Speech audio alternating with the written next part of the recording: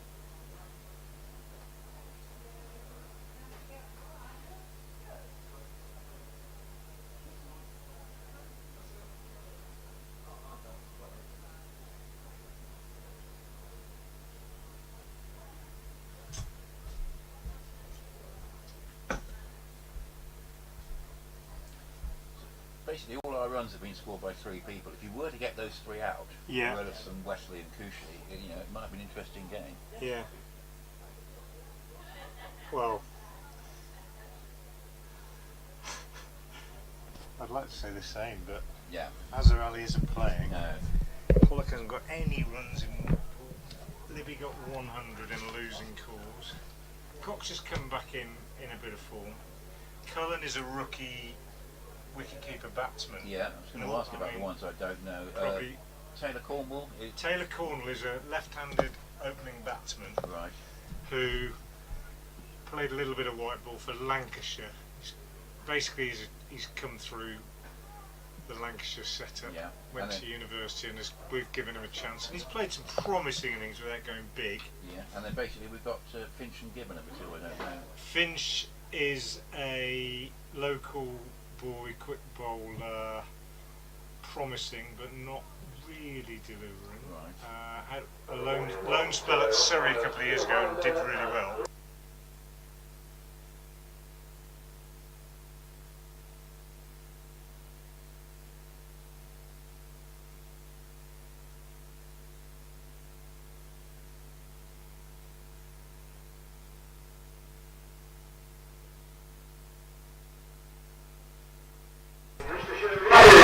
Good morning and welcome to New Road in Worcester, where play is about to get underway in this Royal London Cup game between Worcestershire and Essex. The news from the toss is that Worcestershire have won the toss and they have decided to bowl, and they go into the side with a couple of changes from the game at Northampton, which was their first win of the season the other day.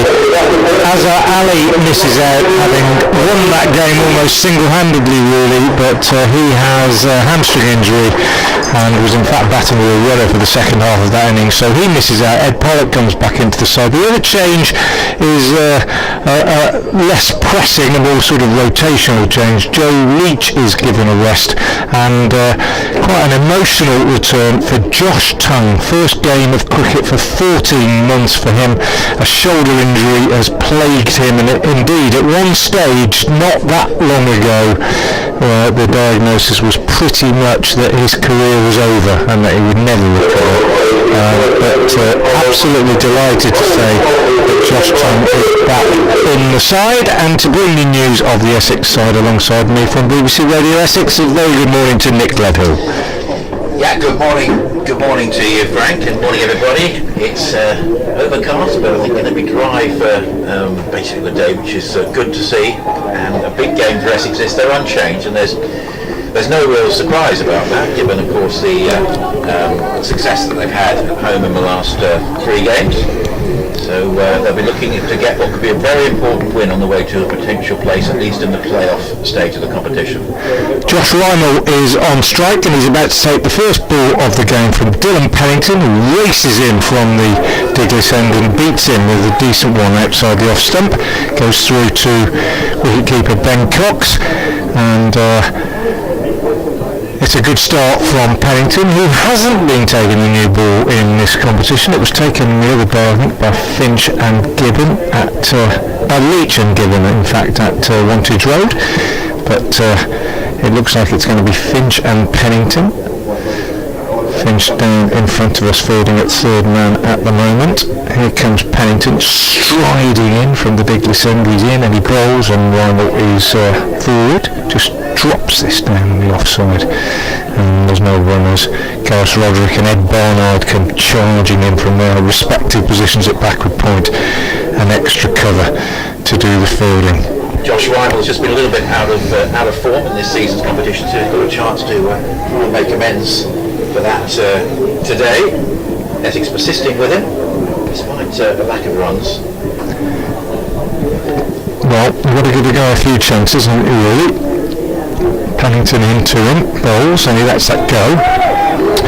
And that's the off stumps. Good to see, I think, that the coaching staff keeping faith with a player, especially in a situation like this where, to be fair, this is quite a big game, Nick, for Essex, isn't it? It's I mean, if you're Worcestershire and you're pretty much out of contention, then it's it's easy to say, well, we'll keep giving someone a chance, but when you need to win it, you're probably under a bit more pressure. So Ryan, right-handed, waits now, back tapping in the crease as Pennington comes in, bowls, and he drives. First runs of the day. I don't think it'll go all the way to the boundary. No, it pursued by Barnard, pulled up about 7 or 8 yards inside the ropes. Quite a short boundary on the pavilion side of the ground. And 2 runs taken by Josh Rymel. So Essex 2 without loss, having been put into bat by Worcestershire, who was skippered again today by Jake Libby. I might see if I can borrow the other set of headphones. Certainly. Sounds like you might have a dodgy connection, doesn't it? Yeah. Here we go. Here comes Pennington again and bowls, and this one nips back at Rymel, takes him on the pad. There's a sort of strangled appeal from the bowler as the ball drops out on the offside, but no more than that. 2 without loss, the score remains. Good crowd for the time of year and the time of day and the weather and so on, and it's glowing all the time. The other day when it was really hot and sunny here, the crowd was tended to sort of gather in the sunny areas of the ground, escaping to the shade. Spread out today, smattering of spectators on the Dollar Stand. That's a really good delivery from Pennington to finish that first over. Climbing outside the off stump, past the shoulder of Rymel's bat, taken by Cox. Good start from Pennington. 2 off the first over, and good carry pace in this pitch. In fact, it's not going to be Finch, it's going to be left arm steam that Ben Gibbon to share the new ball with Pennington. He's coming into the attack at the new road end. Yeah, and that sounds better. If you watch that the other set of headphones. But anyway, nice to be update. Nice to be hearing loud and clear. Essex will go live to New Road at Worcester's Frankfurt. We've had just one over here at New Road. It was bowled by Dylan Pennington, Worcestershire having won the toss and chosen to bowl. And a good first over it was. Just 2 runs came from it, and he beat the bat of Josh Rymel, the Essex opener, a couple of times. Good bit of team news for Worcestershire. Azhar Ali is out injured and it was replaced by Ed Pollock. That's not good news, but the good news is that Josh Tongue comes in to play his first game in over 14 months. Essex put into bat 2 without loss after 1 over. So, it's Essex batting first, which probably they would have liked to do, I think. It's something that they've obviously done well at Chelmsford, and they're looking to see if they can profit. And turned out, of course, that 240 that they got the other day was more than enough, which a lot of people perhaps didn't think would be the case at the time. As the first ball of the second over is quite a long wide of the off stump, but it's just got a little bit of a toe end of the bat there from Cushy. He's going to get back for a couple of runs. Not quite exactly what I think he was intending. Didn't even get to it. No, it was a long way wide, so it wasn't gathered in. Too wide for the keeper to gather in. Didn't bounce either, did it? Sort of skidded through. Poor old Ben Cox. It's not what he wanted. First ball, the second over. So this is Ben Gibbon bowling in the new road end, and so crowd, even though Worcestershire of course can't qualify, it's a nice day for watching. So good crowd building up at the far end of the ground. He's left on over the wicket balls. That's another wide outside the leg stump this time, as Cushy's trying to flick it away down towards fine leg. So not the sort of start that he would have wanted. So yeah, it's really been about 3 batsmen for Essex in this competition this year, and if Worcestershire could get rid of the 3 fairly quickly, then they'd feel that they might be in with some sort of a decent chance. But Cushy, Wesley and Willison obviously have all been outstanding, and so this is another delivery that's wide of the leg stump. Again, he's looking to sort of just go inside the line of it and flick it away down towards fine leg, so he's completely got his line wrong at the start of this over. Yeah, it's funny, isn't it? They spend a long time warming up before the game, bowling. Ben Gibbon was bowling for a good 20 minutes, half an hour this morning, and bowling well, and presumably fairly happy with the way things were going, and then it's so different in the actual game, isn't it? So let's see if he can actually get one on target here. And he does, and it's a good delivery actually, and treated respectfully with a defensive shot back down the pitch. by Cushy, and there is no run. But for Cushy, it's been a very, very promising series of games for him this year in the competition. Some outstanding performances, 104 against Glamorgan, 118.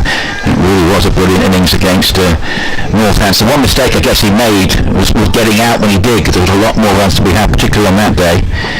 One or two lower scores, but if you get 2 centuries, you're pretty much doing your job. As this is cut away, and it's down to where Gully would have been on the bounce down to third man for a single.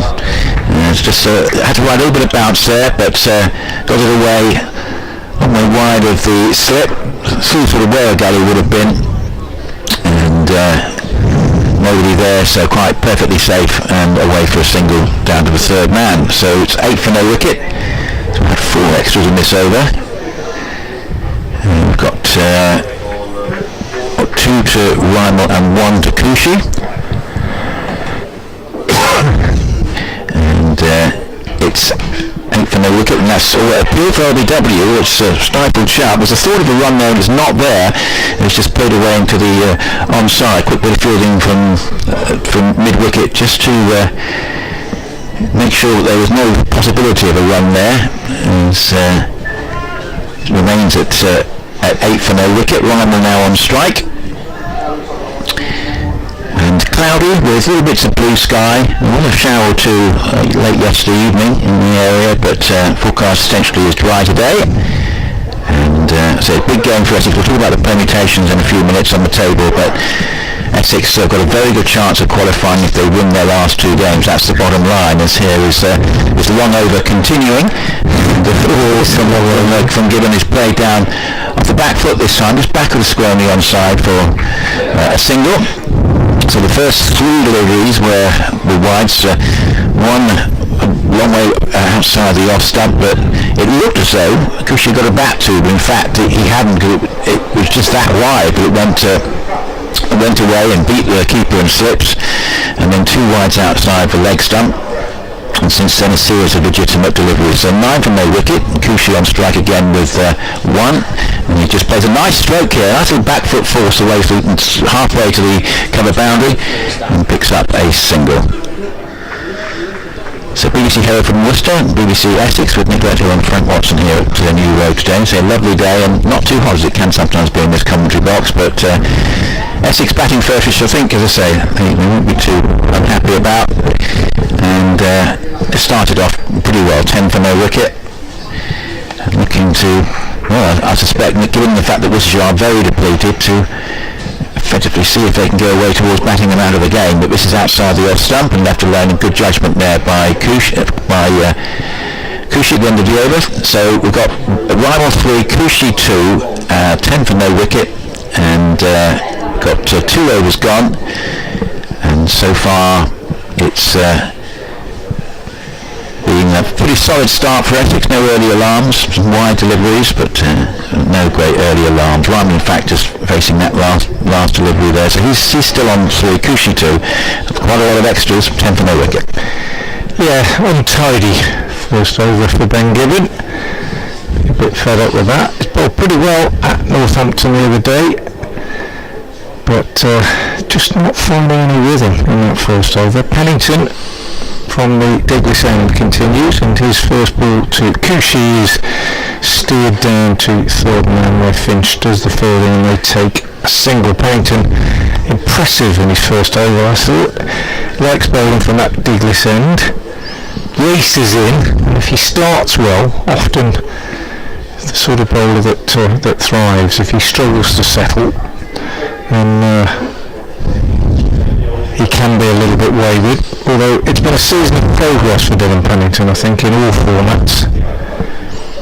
Comes in now, very aggressive approach bowls. This one's slightly down the leg side actually, and Rymel is turning it down to fine leg. In fact, it's off his pad, it's just a leg bite. So extras continues to grow. It's interesting, isn't it, extras? You sometimes get games where a team starts well and they're very tidy, and you look at the end of the 50 over and there's only half a dozen extras or so, but on this occasion it's been untidy from Worcestershire to start with, and already 6 extras. You just have the feeling that it might be one of those days where make a significant contribution to the total. This one from Pennington is outside the off stump, left alone and allowed through to Cox. I think we might have one or two sound problems with the live stream feed. Yes, basically apparently audio sounding a bit crackly, but I'm just making sure our mics aren't too loud. I think it was the other day as well from what I've heard, so whether or not, what I might do is try it's just like twice as loud as it needs to be, and see if I can disconnect this and see if that makes a difference. There's Pennington bowls, and that's a good one.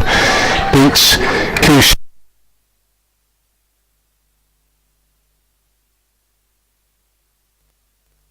Yeah, this pitch it's the same pitch that we used the other day, and there is a bit of carry in it. It's a hybrid pitch, and it didn't do a great deal after the first hour or so the other day.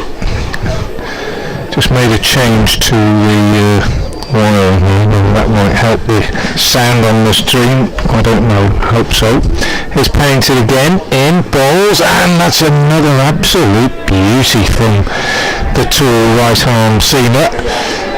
Kushi feeling for that one, pushing at it outside the off stump, and it climbed and left him. Just watching a replay of it now. It's a really good delivery. Didn't leave much. It climbed in and came back after it had gone past the stumps. Absolute snorter from Pennington. Tell you what, Essex played a championship match last year, and I don't think a single delivery behaved like that. If you remember, they were very flat. Yeah, well, they have been much better this year. That was a good one, wasn't it? Here he is again, Pennington in bowls, and that's a good lead from Kushi. This time outside the off stump. And taken by Cox. Another good over from Dylan Pennington, a maiden, and Essex at the end of it after 3 overs put into bat. They are 12 without loss. Rymel has 3, Kushi has 3, and there have been 6 extras. Actually, apart from the 3 consecutive wides sent down by Gibbon, Worcestershire actually started pretty well with the ball, not giving away any freebies. Obviously a little bit of carry on the pitch, so it looks a pretty good cricket wicket on the face of it, and I think a really good opportunity for Josh Rymel just to get himself in after this difficult campaign that he's had. I mean, he'd be disappointed averaging just under 15, high score of 38, but you'll know that obviously Worcestershire are well below full strength, and he'll feel that if he can just get in here, he's got a chance to recapture some of that fine form that we saw last year, which showed so much promise. But you look at the Essex batting, as I say, it really has all been about Kushi, Wesley and Williamson, and if tended to be some collapses after that, haven't there? And there was one the other day against Yorkshire, but it didn't count for anything in the end because Essex bowled so well. But that might be the one route to success if Worcestershire can grab some early wickets. It's Gibbon going to bowl his second over. Can it be a shorter duration than the first? Left arm over the wicket. That's a good delivery to start off. Left arm over the wicket, right in line, and Rymel just taking the time to get in line, just play that defensively. Doesn't need to rush here. Just needs to get himself in and say maybe this will be the day that he has a little bit of success. 2 slips and a mid wicket, a mid on, a mid off, a cover, and a backward point. There's a third man on the boundary with a fine leg on the boundary. As I say, it's a little bit of a breeze. It's mainly cloudy, but there's some blue sky over the cathedral now. There's Gibbon bowls. That's outside the off stump and left alone. So hopefully you're hearing us loud and clear. Well, sometimes apparently over loud in what we were hearing a moment ago. But hopefully we're gradually getting things sorted out. Yeah, I think we probably were going out fine on the BBC Sports app. Yeah. But the live feed, which takes our commentary, and I do often say to people watching the live feed, do be aware that you're seeing different pictures from those that we're seeing. Apparently it's all sorted. We are sorted now, so that's good to hear, as this is played up into the offside and there is no run. If you'd like to get in contact with us during the day, BBC Essex Cricket at gmail.com or at BBC Essex Sport on social media. And for you, Frank? At Frank Watson 58 on Twitter, at Frank Watson 58. Yes, I'll just go back to that point about the feed, Nick, if I might. That, you know, people do often think, oh, what's he talking about, saying that's going down the leg side, when they can see on the stream. But we're watching from wide long on, for example, at the moment as Gibbon bowls. So our commentary is based on what we see with our eyes. Gibbon bowls, and that's an attempted pull through mid-wicket, which comes off that does come off the end of the bat, and it rolls out towards mid-off, which was entirely not the direction that Reimer was expecting there. That was curious. He was confident he was in line to play the big pull shot, which would have really got his innings underway, and instead probably threw the shot maybe too soon, because hit the sort of toe end of the bat, and it's rolled. Fortunately for him, it's gone along the ground. That could have just gone straight up in the air, but it's gone more or less along the ground to Jake Libby at mid-off, and there's no run. 12 for no wicket. Here is Gibbon again, bowls, and that is in the air, but safe and wide of third man. Threw the bat at that a little bit. Ryman, as I say, just wants to make sure he's giving himself a chance here. And just been a little bit perhaps over ambitious. Gibbon is bowling well, and I think Worcestershire has started well. We take out the 3 wides from Gibbon. I think they've started really well with the ball, Frank. 13 for no wicket. Yeah, not bad. I've just realised I've just said we're talking about what we see with our eyes. Well, obviously, sorry if that sounded a bit stupid. What I mean is from where we're sitting and not through the lens of the camera that you're watching the live feed on. Anyway, hope that clears that up. Slight breeze as Gibbon left arm over the wicket bowls, and that's driven head over the ball by Cushy, looking a little bit more compact and correct than Rymel at the moment, but there's no run there. 3 to him and 4 to Rymel, so the rest are extras. 13 for no wicket is the Essex score in a game that, well, it's their penultimate match. Should just stress the last game for Essex on Sunday is not the last round of matches. There is another round of matches coming up on Tuesday of next week, and then there'll be the playoffs, I think, the following weekend, and then semi-finals, I think, on Tuesday the 30th from memory. So it's better than last year when it was all crammed in, and we ended up having a Thursday afternoon final at Trent Bridge. Yeah. Pennington in from the Diglis end. Bright sunshine now, and he's in very quickly, very aggressively. He looks up for it this morning, Dylan Pennington. First ball is just short of length, pushed out on the offside by Rymel. 13 without loss. The bowling figures, I said Gibbon was a little bit untidy in his first over, and he's gone for 9, but his second over only went for 1. So 2 overs for 9 from Gibbon, and Pennington just 3 runs conceded so far. Nick saying he thought they'd started pretty well. They bowled pretty well the other day here in the home game against I'll just break off as Pennington bowls that short. Rymel goes for the hook, misses it, taken by Cox against Derbyshire, and they bowled pretty well at Northampton. A little bit sloppy when the pressure was applied by Will Young, particularly towards the end of the Northamptonshire innings, and younger seamers just perhaps didn't handle it as well as they might, but generally they've bowled fairly tidily. Nobody's been extortionately expensive, but perhaps they just haven't taken enough early wickets. Pennington in bowls, and this one is smashed back up the ground by Rymel for 4. Between the bowler and mid-on, but not with a drive, with a cross-batted shot. Very much a one-day cricket shot, that. Almost as if he was getting into position to pull it. He did pull it, but he pulled it very straight. But when you watch the replay, it was a very good shot. He knew exactly what he was doing. Picked the length early, and that's always a sign of a good player.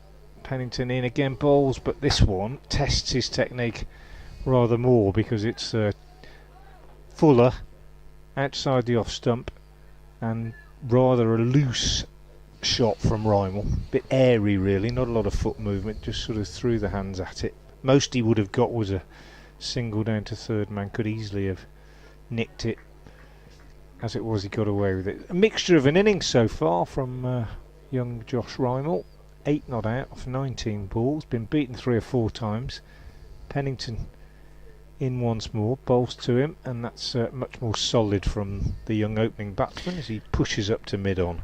Worcestershire winning with toss and choosing to field. And I think had Tom Westley known what they were going to do that, he probably said there was no need for us to have a toss, because I'm sure Tom would have batted, because of that's the way that Essex have been really gaining their success in the competition. I don't think this pitch will change much throughout the day, Nick. I think it'll be, and they used it the other day against Derbyshire. I think they might even get used again in the next game. These hybrid pitches tend to last very, very well. And it got a good soaking the other night as well. There's Pennington is in and bowls, and driven out on the offside by Rymel straight to Roderick. I say it got a good soak, and the covers were on, of course, but we had a really torrential rain here on Tuesday night for quite a lengthy period of time, so definitely some moisture would have got into the ground. 17 without loss at the end of the 5th over. Rymel has 2, Rymel has 8, Cushy has 3. Yes, it seems that the pitches are being quite resilient because of these hybrid pitches, and that's a good thing, because often at this time of year you get very tired wickets that are being overused, and it tends to spoil the quality of the contest. But that has not been the case, and there's been some excellent one-day wickets at Chelmsford this season, in particular in both competitions. Gibbon over the wicket bowls from the New Road end. That's played up towards cover by Cushy, who's on 3. Rymel 8.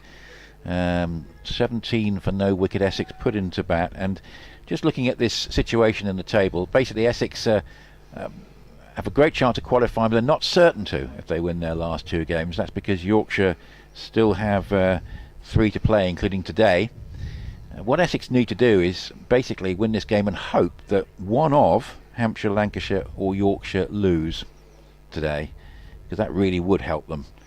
As this is Gibbon bowling. A quick single punched up towards mid-on. That's well run by Cushy, who called Rymel through, realising that he was going to have the pace to beat mid-on's throw. It was thrown in well by Adam Finch and broke the stumps, but Cushy was clearly in, and that was a well-judged single. 18 for no wicket. Cushy, all singles I think so far, has gone to 4, and Rymel has 8.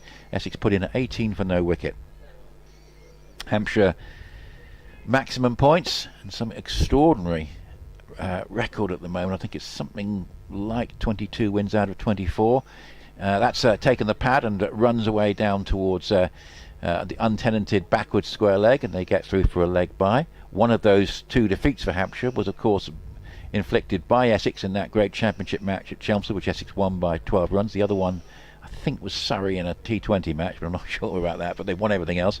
They've got maximum points in this competition, and basically Lancashire, who of course only got an abandonment, of course, from the first game against Essex at Sedbergh, they've won all their other games apart from when they played Hampshire, when they lost.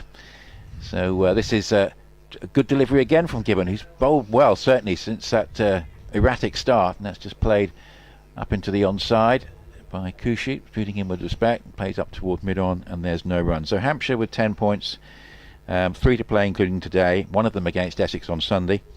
Lancashire with 9 points, so got a game today and then 1 to come after that. Essex with 7, and Yorkshire with 6, but with a game in hand on Essex. So you can see that if Yorkshire, for example, were to lose today and Essex win their last 2, and Essex will certainly be ahead of Yorkshire. This is another good length delivery from Gibbon, who's suddenly found an excellent, exemplary line and length after that erratic start, and that one's just played from the crease by Cushy up into the offside. He's might just be getting a little bit frustrated now. 4 from 13. He's not really been used to that at Chelmsford. 19 for no wicket.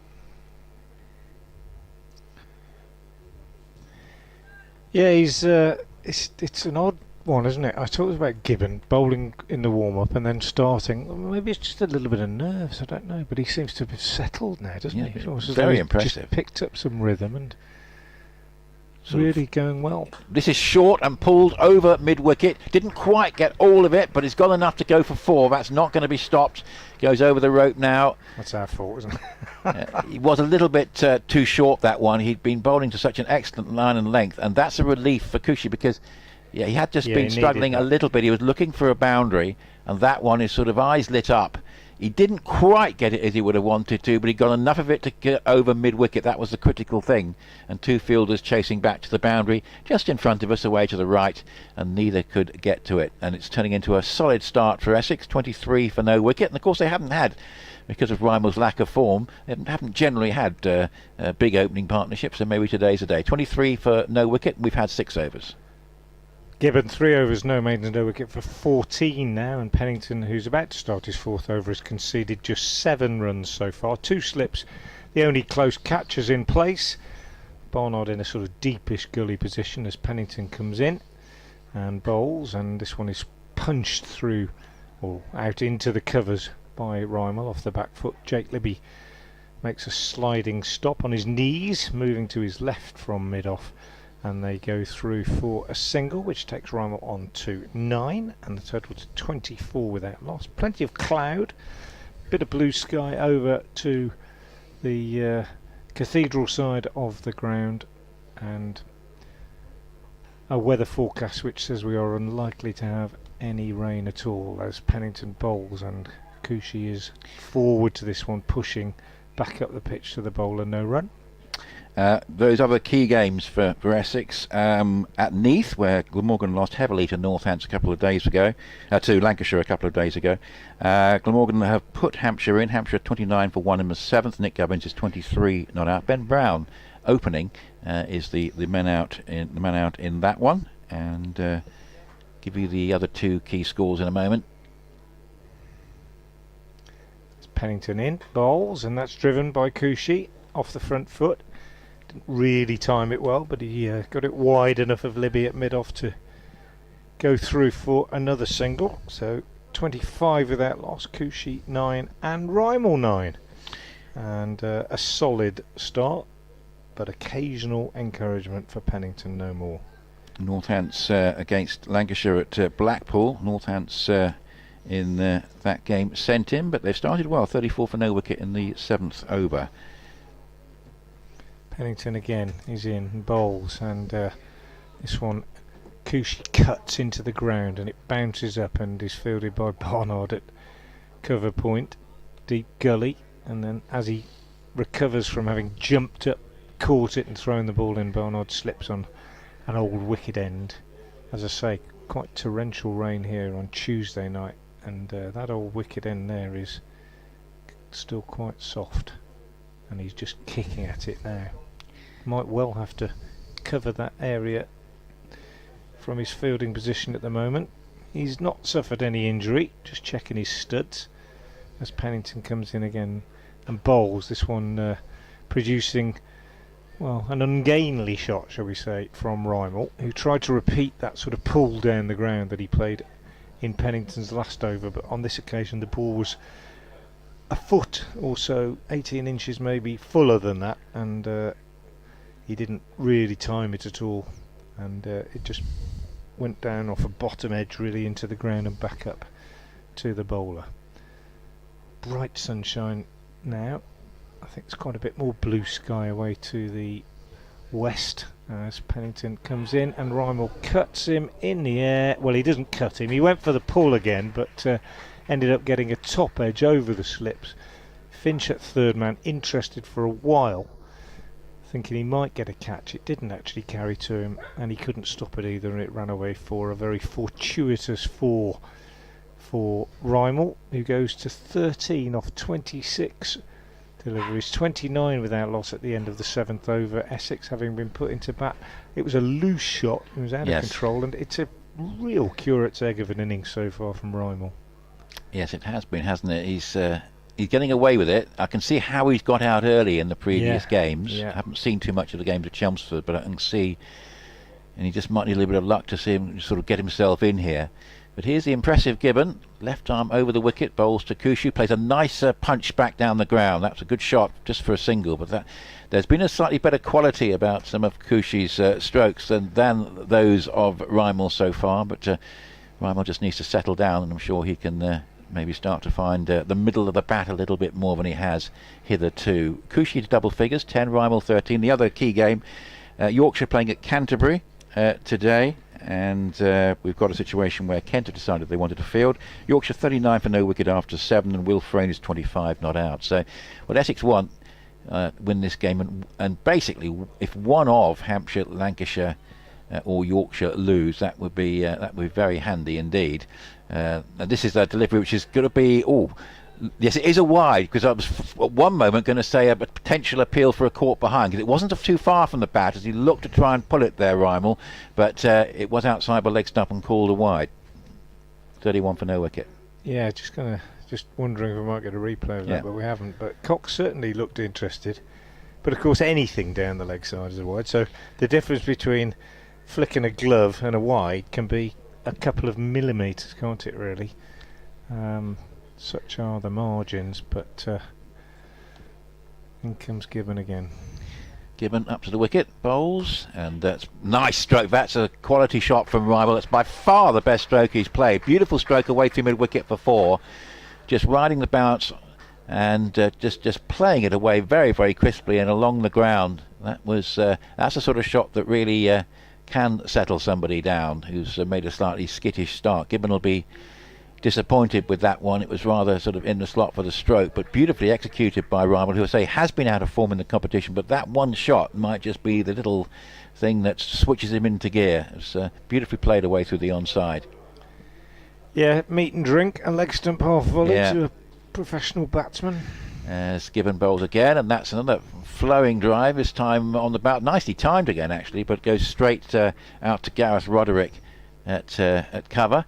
35 for no wicket, and how's things? Because I remember last time I saw Gareth Roderick, he was completely out of form. I remember how's things been going for him? Interesting, much better. I mean, he was horribly out of form a year ago, no question about that. But he has played some useful innings this year without ever really hitting his best, I would say. 2 slips still waiting, but that's a beautiful stroke down the ground from Rymel. That's lovely timing. It will be stopped, but it was a classical shot.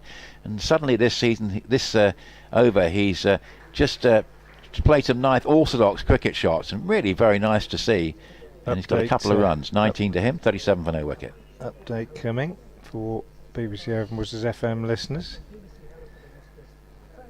Well, Worcestershire won the toss and chose to bowl first, and in the first half hour they've not made a breakthrough, and Essex, who have accelerated in the last couple of minutes or so, have gone on to a very promising position of 37 without loss. The 2 batsmen at the crease are Rymel, who's on 19, and Coochie, who's on 10. The new ball attack has been shared by Dylan Pennington and Ben Gibbon. Pennington perhaps the more accurate of the two, but we await with interest the arrival into the attack of Josh Tongue, who's included in the side for the first time for 14 months following his recovery from a very serious shoulder injury. But at the moment we're just coming up to the end of the 8th over, and Essex are 37 without loss. Last delivery just outside the off stump, and no run. Now here is Gibbon again, and this one is edged and caught at first slip, and that's the end of Rymel. Just as he was starting to play well, he reached for that one outside the off stump, got an edge, comfortable waist high catch for first slip. Breakthrough at Worcestershire certainly needed. So the same old story for Rymel. Disappointing thing is that after a very skittish start, he played 2 lovely strokes in that over. Ed Pollock taking the catch. 1 for 4 through mid wicket, 1 for 2 down the ground, which has just stopped short of the boundary. Then we have a delivery during that news update that was left alone, but that one he was just tempted into. It was quite wide, and he edged it, and a nice catch by Pollock, fairly straightforward, more or less straight to him at first slip. The opening partnership broken at 37, and say disappointment there for him after, as I say, looking to be starting to find his range. Yeah, first time I've seen Josh Rymel, and I would say, and I don't mean to be in any way judgmental or critical, but like a lot of young players these days, that's the sort of innings that we see from a top order batsman, where we see that he's clearly a very good player and clearly got shots within his armoury that he executes well and that are impressive. But if he's going to play like he did today, on a regular basis, he's going to get out fairly often early on because, you know, as an opening batsman, even in white ball cricket, and I say this about the Worcestershire batsmen as well, you've got to learn, if you're going to play a long innings, you've just got to learn to get yourself in, really. I mean, he never really looked as though he got himself in.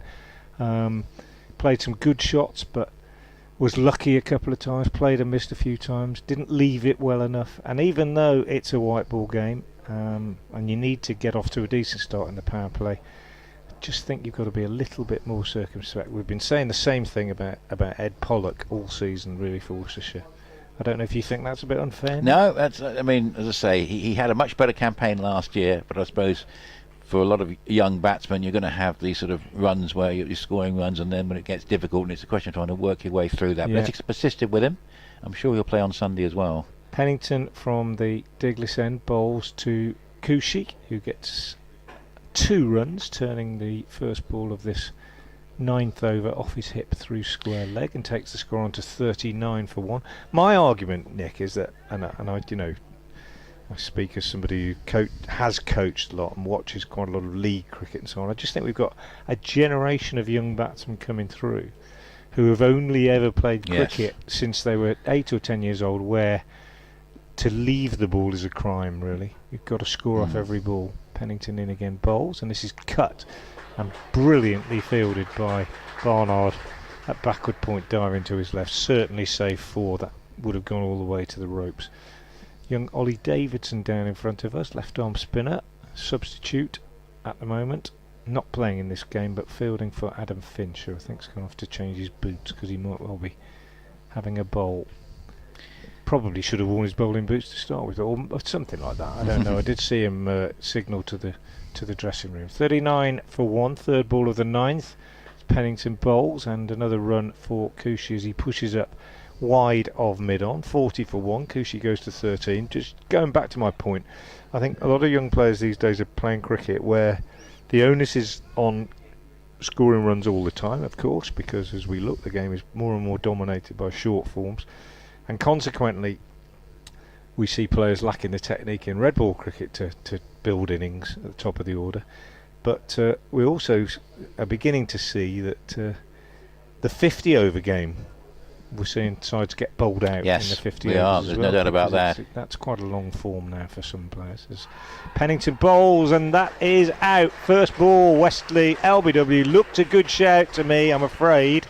And looking at the replay, he kind of didn't get very far forward. Ball maybe just nipped back a little bit. And Tom Westley goes. First ball to Dylan Pennington. And that's a big, big wicket for Worcestershire. Beginning of the 9th over, halfway through the 9th over. Wesley out for naught, Essex 40 for 2. And looking at the replay, no, just trapped in front. I don't think he was outside the line of the off stump. I don't think anyone could argue with that, really. And I think Wesley accepting his fate. 335 runs in the competition coming into this match, and he stays on 335. And it has been a very good campaign. He's inconsistent in the championship this season, but he really has led from the front in this Royal London Cup. He'll be disappointed with that. And now a little bit of an opening for Worcestershire, because they've got a situation where if they can get this next man out early, there's a lot of middle order batting in the Essex lineup that is, well, not had to really perform, and the fact that occasionally they've collapsed and it's not really mattered, as was the case on Wednesday when they still had enough runs with 240 for a thumping win. But this man, who I've not seen bat before live, Grant Rowlifson, who's got 295 runs in the campaign. The one thing that's really missing is a really big score from him. Looked brilliant the other day in the game against Yorkshire. If they can separate these two and particularly get Rowlifson early, then Worcestershire will start to feel that they've got a decent chance here. That's a big moment, getting Wesley out first ball. Yeah, it is a big moment, and no more than Pennington's deserved, really. I think he's bowled pretty impressively today. He's gone past the bat a few times, had that one sliced in the air down to third man. 1 for 16, 2 balls left in his 5th over, and a new batsman at the crease, Rowlifson. Waits now tapping the crease. Still just 2 slips as Pennington is in, bowls to him, and he's back to this one, pushing back up the pitch to the bowler, who's hitting the crease with some purpose, Pennington. He always runs in quickly, and he has long strides in his run-up, and he's a tall man. But there are some days where he just looks as though the rhythm is there. And I thought right from the first over that he bowled today, this was one of those days. And he turns now. It's quite an aggressive approach. Arms pumping. He's in and he bowls, and Rollason is actually off the mark with a lovely shot off the back foot. It was short of a length, a little bit wide from Pennington. And Rollason steered it rather than punched it out on the offside. Found the gap between Barnard and Roderick in the covers, and was always going to be 4 to that fairly short boundary in front of the ladies' pavilion. So a disappointing end to a good over from Pennington. Essex put into bat are, after 9 overs, 44 for 2. Well, a pretty high class shot to get off the mark from Merlison. Looking forward to seeing him just exuding class with that shot. It was there for the stroke, but he just rode the bounce and played the way beautifully through the offside. So bbcscricket@gmail.com. Paul, thanks for your email earlier about the sound on the picture stream, but hopefully we've sorted that one out. Jeff Halls has been in touch saying you were hoping to go to the game today and you had the hotel booked, but the train strikes intervened as Gibbon bowls, and that's driven away. Lovely shot wide of mid-off for 4 by Kushi. Over pitch, beautiful stroke. That really was a fine shot, and I say he really has consolidated Kushi in this competition in terms of his future career with Essex, and he's making a case for almost being an ever-present, because they're looking to sort of get one of the youngsters into the sort of championship side on as permanent a basis as possible. And I think they'd be reluctant to leave him out the way he's played in this competition. And you might say they might fancy having Rollason with them for a couple of games as well in the championship in September, as this is played nicely. Little push and run that goes up towards mid-off, and a nicely judged single. So the 4 followed by the single, and Kushi, who's didn't get frustrated by being bogged down, got that pull away that we talked about before, which might have been the pressure relieving shot, and started to look very good since then. 18 from 22. Rollason has 4. It's 49 for 2. We're in the 10th. Yeah, Jeff, sorry about the train strikes. Yes, I realised I wouldn't have been able to get to here by train yesterday. And you say it's one of only 2 county grounds that you've not been to, along with Cardiff. Well, do hope you get a chance to come here, because it really is worth the trip, particularly on a nice sunny day like this one, with blue sky over the cathedral as Gibbon bowls, and that's round about middle and leg, and played by Rollason just down to towards mid-wicket, and there's no run.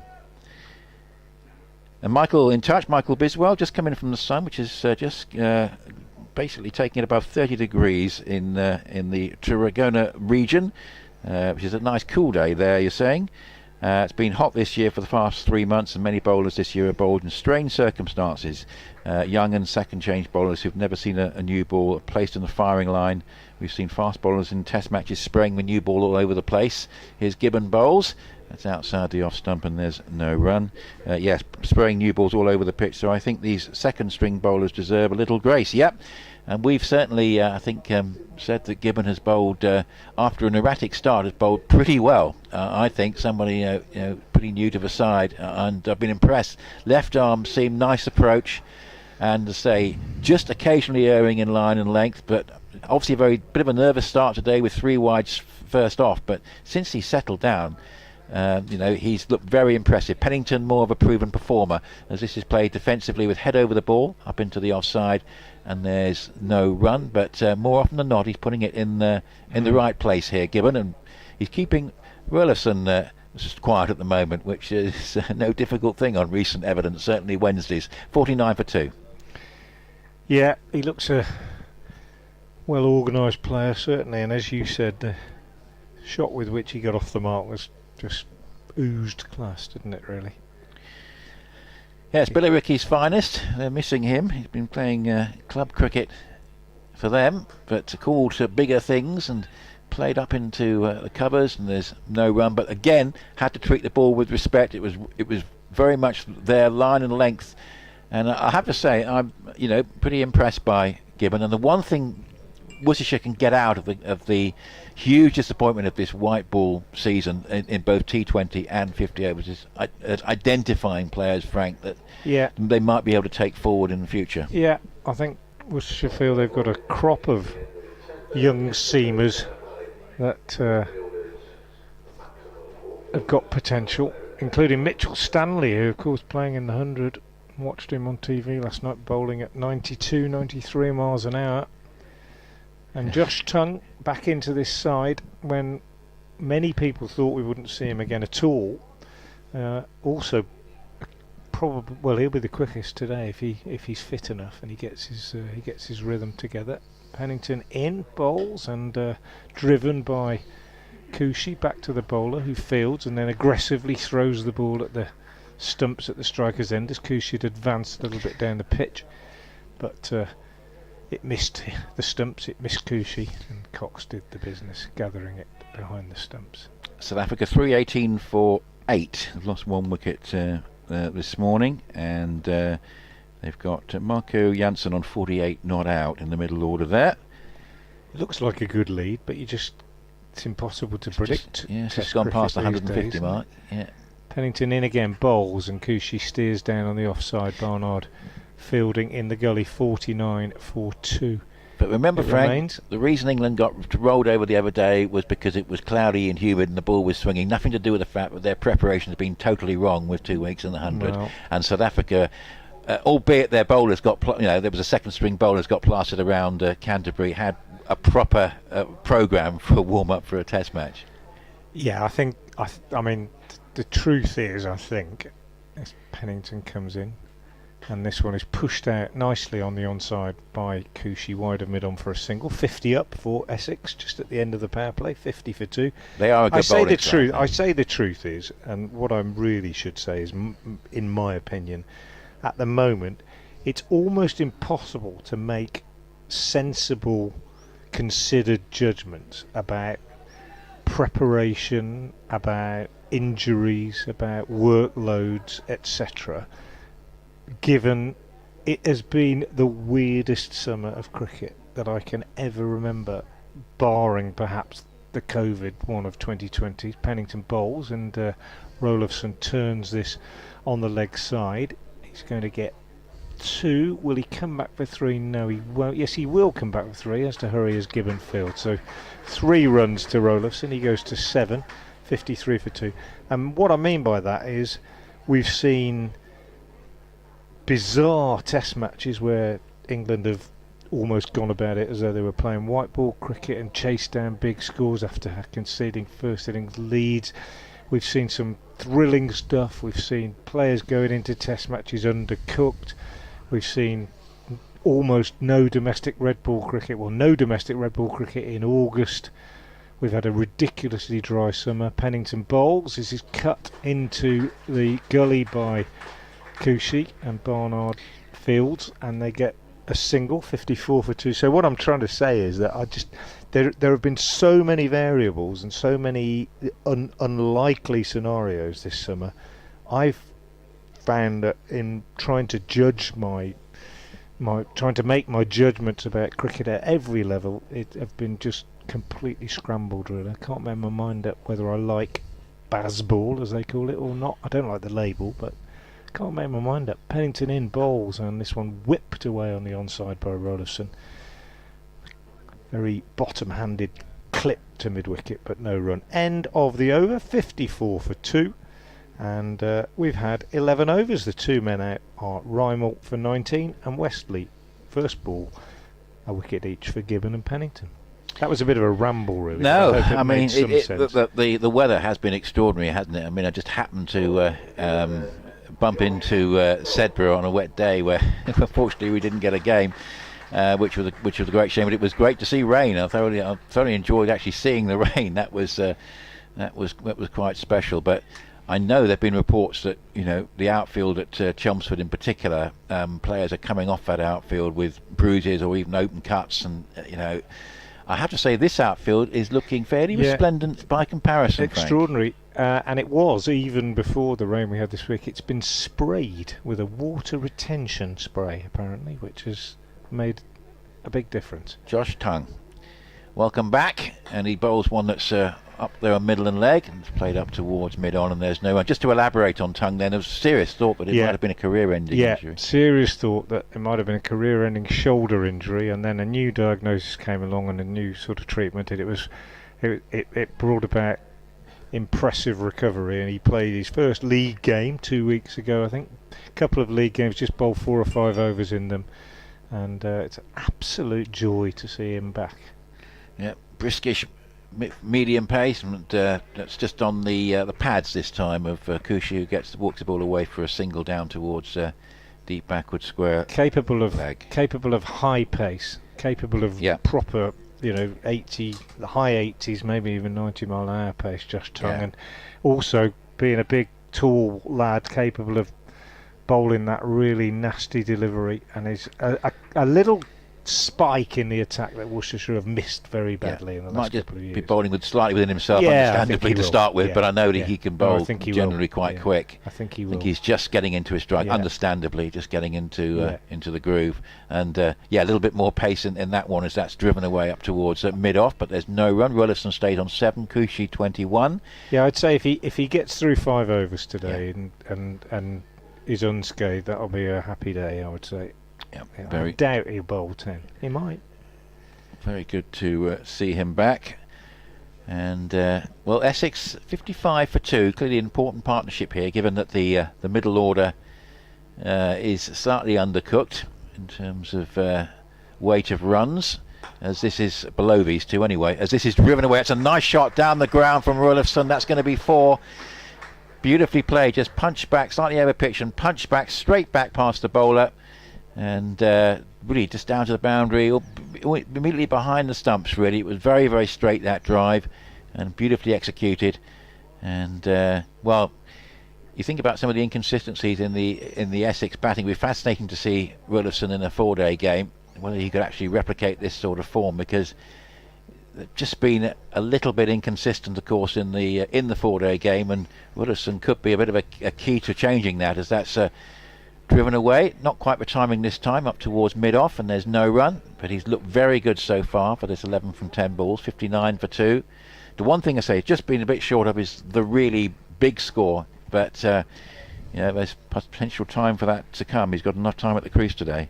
Yeah, I mean, that's it, isn't it? It's 40 overs to go. Get yourself in, go through the gears, capitalise at the end. There's every chance of making a big score in 50 over cricket. This is just attempt to think about running the ball from the crease backward square on the offside. Just sort of in the end is happy to content to just dab it down towards backward point. No real thought of getting a run there, but he's looked good for his 11. I think it's now from 13, 59 for 2, and Kushi 21 from 28, 59 for 2. Rymel and Wesley first ball, the men to go after Essex were sent in by Worcestershire on an increasingly sunny morning now here at New Road. Breezy, very pleasant for the spectators. Adam Finch coming into the attack to replace Pennington at the Diglis end. Pennington 6 overs, no maidens, 1 for 25. Gibbon 5 overs, no maidens, 1 for 27, and just that 1 over from Josh Tongue, which brought 5 runs, including that very, very pleasant straight drive by Grant Rollison.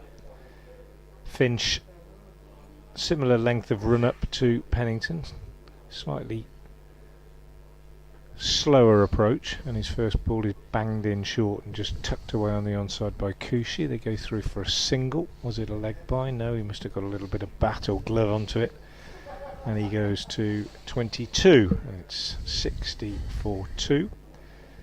I was watching the 100 last night briefly. Didn't watch it all, but saw a discussion where they were talking about Andre Russell and when is it best for him to come in, and I think Darren Samuels commentating, and he said, well, in T20s I think it's best if he comes in with at least 5 overs to go. As Finch bowls, beautiful shot from Rollison. To be fair, it was a half volley outside off stump, but just drilled down the ground. Minimum of effort, maximum efficiency. What an impressive start he's made. Rollison goes to 15 off 13 deliveries, and it's 64 for 2. And then they said, well, in 100, maybe he should come in with 25 balls to go. And of course he did come in. He smashed it all over the place. And they said he's only got one more game because then he's got to go and play in the Caribbean Premier League. As Finch again is in better length, and Rollison steers this down to third man. And it's fielded by Tongue and returned to Cox. A single taken, 65 for 2. And I thought, I mean, maybe I could do it if I could be bothered, really. But to take a player like Russell or another peripatetic white ball player, Tim David or somebody, and just look at their stats at the end of a year and work out how many balls they actually faced. In comes Finch again and bowls, and that one's short, and Kushi goes for the pull and misses. It's taken by Cox. How many balls they actually faced, and then do that, do the dreaded sort of like they do with footballers, how many minutes has he been on the pitch, how much has he been paid, and to work out how much they actually get paid, because it's extraordinary, isn't it? If you go in with 25 balls to go in every game, you probably face, if you're lucky, you face 17 or 18 of them. It's a remarkably small number of balls faced to be an actual full-time professional cricketer travelling the world. That's Finch in and bowls, and that's cut away by Kushi over gully for 4. It was wide and short, and Kushi just threw his hands at it, got underneath it, and it raced away to the third man boundary. So runs beginning to come a little bit thick and fast here. Kushi's gone to 26, and it's 69 for 2 in the 13th over. And so I don't want to labour the point too much, but it just did make me think that the pounds or dollars per ball faced in that equation are mind-boggling, I think. Finch again bowls, and this one full and driven up to mid-off where Jake Libby fields. So the end of a bit of a mixed over from Adam Finch. 9 runs came from it. 69 for 2, Essex having been put into bat after 13 overs. And Josh Tongue continues from the New Road end. Yeah, and Feroz Kushi really has looked very good in this innings. Just a quiet start, but was playing orthodox cricket, not taking the sort of risks that Rymel did. Eventually Rymel just reaching for one and edging to first slip. Distinct contrast between the approach of the two, and I say Kushi would be fascinating to see if he can play more first-class cricket. He's only played 6 games so far, top score of 66. Be fascinating to see if he can develop, but no doubt about Rullison's credentials, as this is played away up towards mid-wicket, and he's going to scamper through for a single. It'll take him along to 17, first ball of Tongue's second over, and bring Kushi back on strike with 26. And it's 70 for 2, a good partnership starting to build now. This is an important one for Worcestershire to break. Can't afford to let these two really get established. 14th over. The Essex success in the games at Chelmsford has been built around big top order partnerships, second, third wicket, that sort of thing, and this is played away into the offside, just reaching for that one slightly, Kushi, and there is no run. And even though there have been stutters and collapses, it's not mattered in the context of winning those 3 games, which has rescued a campaign that began rather ominously with that big defeat by Derbyshire.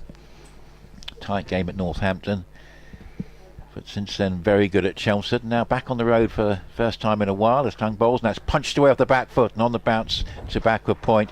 Well stopped, because that would have been 4 if it had got past the fielder. That was Barnard. Yeah, nice piece of work by, very much, I think, one of the senior man perhaps in the side, Ed Barnard, and got across to that and dealt with it well. 70 for 2. Don't rub it in, Nick, that he's leaving at the end of the season. Yeah, it's not what you want to hear, is it? Been brilliant this year with the bat as well. Yeah, he's got better and better as a batsman, hasn't he? As Tongue bowls, and that's again forced off the back foot. It goes through Barnard, and this time it will go for 4. And that really was coming at him very quickly. He got down to it. He might have got a sort of fingertips to it, but it was hit so hard, crunched away off the back foot by Kushi. And this time, although it was straight in the direction of Barnard, he couldn't do anything to stop it. And as we thought, once it was past him, the previous ball would have done the same as well. 4 away to the backward point boundary. 74 for 2, Kushi 30, Rollison 17. Worcestershire need a wicket.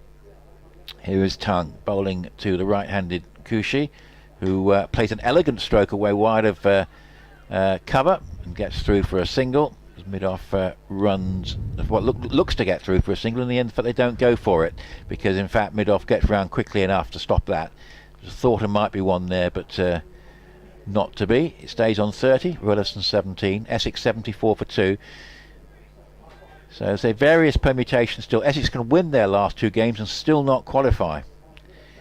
So here is a delivery which sees an attempt. It's a short ball, an attempted hook shot from Cushy. He could easily have feathered that through behind, but in the end he plays and misses at it. But a nice bit of variation from Tongue there, just dig in the shorter ball to see how it'd react. He went for it, but in the end played underneath it, and it went through to Cox. Yes, Barnard and Cox very much. Looking at the list there, there's a lot of some players with some experience, but in terms of players who've played a lot of games for the side, those two very much to the fore. 74 for 2, Rolleston 17 and Cushy 30, and that's 14 overs. Yeah, which underlines how many players are elsewhere, doesn't it? And it's the same for everybody, I know, at the moment. But Ed Barnard will be a great loss. He's had a particularly good season with the bat in red ball cricket. Here's Adam Finch from the Diglis end, bowls, and that one's wide outside the off stump, and Rolleston plays the first full shot that he's played, really. Just reached for that one, a bit loose, and threw his hands at it. I suppose when you come in, I was talking about this the other day, when you come in and you play as well as Rolleston has, from ball 1 he was off the mark with that lovely square drive off the back foot, first ball. You've almost got to fight the adrenaline, really, and just hold yourself back, make sure that you wait for the bad ball. Finch bowls, and he just tucks this one away on the leg side for a single. Well, Henry Cullen comes in to do the fielding. 75 for 2. It remains to be seen if Rolleston was to have his contract extended at Essex to play in the 2 championship games that Harmer will miss. I'll tell you what, I think there's a fair chance he might be back with Essex next year, because I don't see any way that Simon Harmer won't play in the 100 next year, assuming he wants to, because he's so much improved as a white ball bowler, and the critical thing is improvement as a batsman. Simon Harmer, I'm sure he'll be picked up by one of the 100 franchises. Finch in, bowl, short, smashed by Cushy. Pull shot on the offside, straight to mid-off, more of a slap, I'd describe that, than a pull shot. Maybe it was going to be a pull and it was on him a bit quicker than he thought. He's got a bit of pace, Finch, particularly when he bangs it in short, and it ended up going quite hard, but straight to Jake Libby at mid-off, so no run. 75 for 2, good healthy scoring rate, 5 and over, but it's almost what you expect these days in any white ball game. Finch bowls, and Cushy is forward to this one, pushes out on the offside. Very good piece of fielding at cover by Taylor Cornell, diving to his left. Update for BBC Head from Worcester's FM listeners. Well, Worcestershire have managed a couple of wickets. They came in successive overs just past the half hour. 37 on the board when Rymel was caught by Ed Pollock at slip-off Ben Gibbon for 19. And then Tom Westley, who's been in good form, LBW first ball to Dylan Pennington without scoring. So 40 for 2 at that point.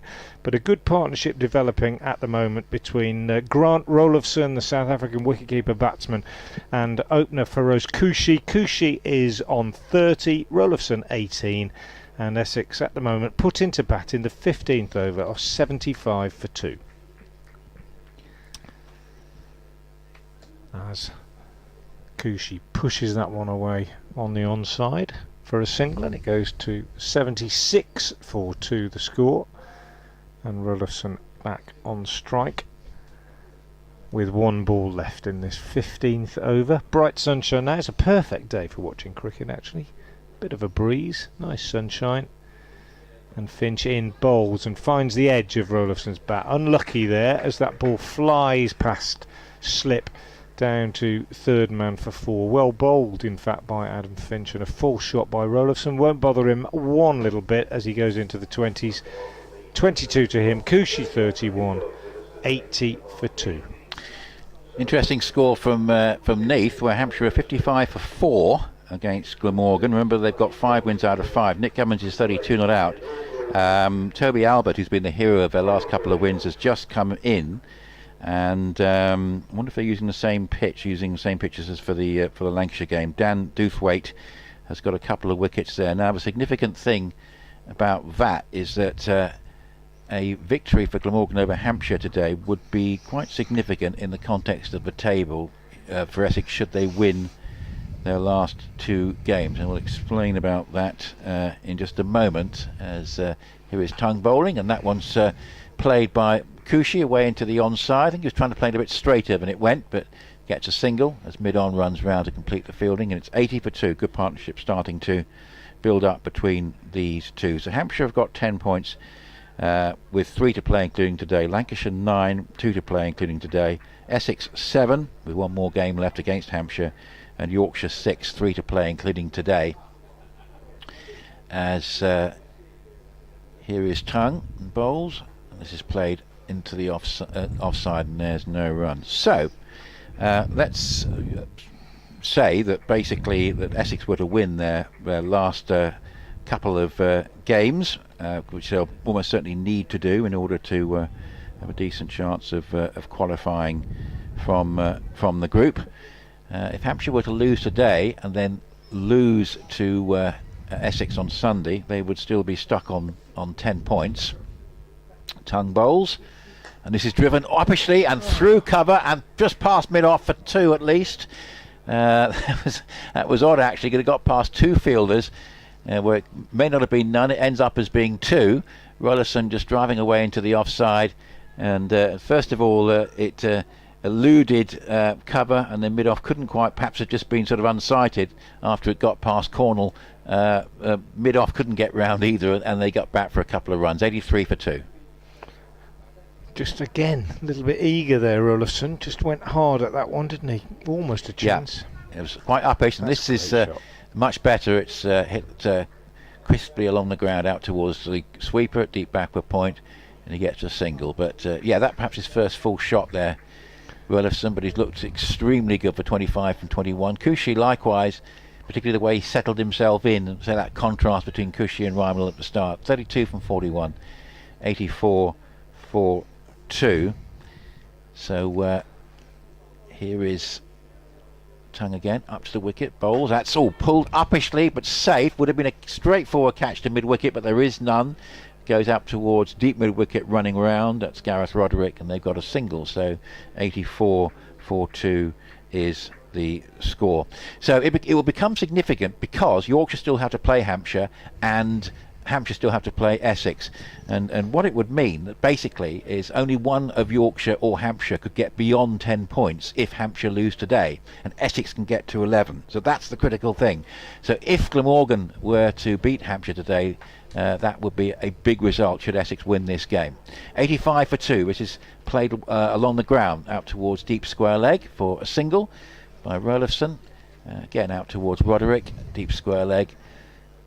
For various reasons, any defeat for Lancashire, Yorkshire or Hampshire today, any one of those 3 sides would be good news for Essex, assuming Essex win this game. 86 for 2, Williamson 26, Cushy 33, with the 2 men out. Josh Rymel, slightly skittish innings, but he was just starting to settle down before he was caught by Pollock at first slip off. The impressive Gibbon for 19, and Wesley got a first baller, LBW to Pennington, and it's 86 for 2. Yep, good partnership developing, but bit of pace in that over from Tongue. Nearly caught Cushy out as he went for that pull shot. Ball was on him a lot quicker than he expected. Here's Finch bowling from the Diglis end to Rollerson, who edged his last ball from his previous over past slip down to third man. Pushes this one out on the offside. This pitch won't do much now for the bowlers for the rest of the game.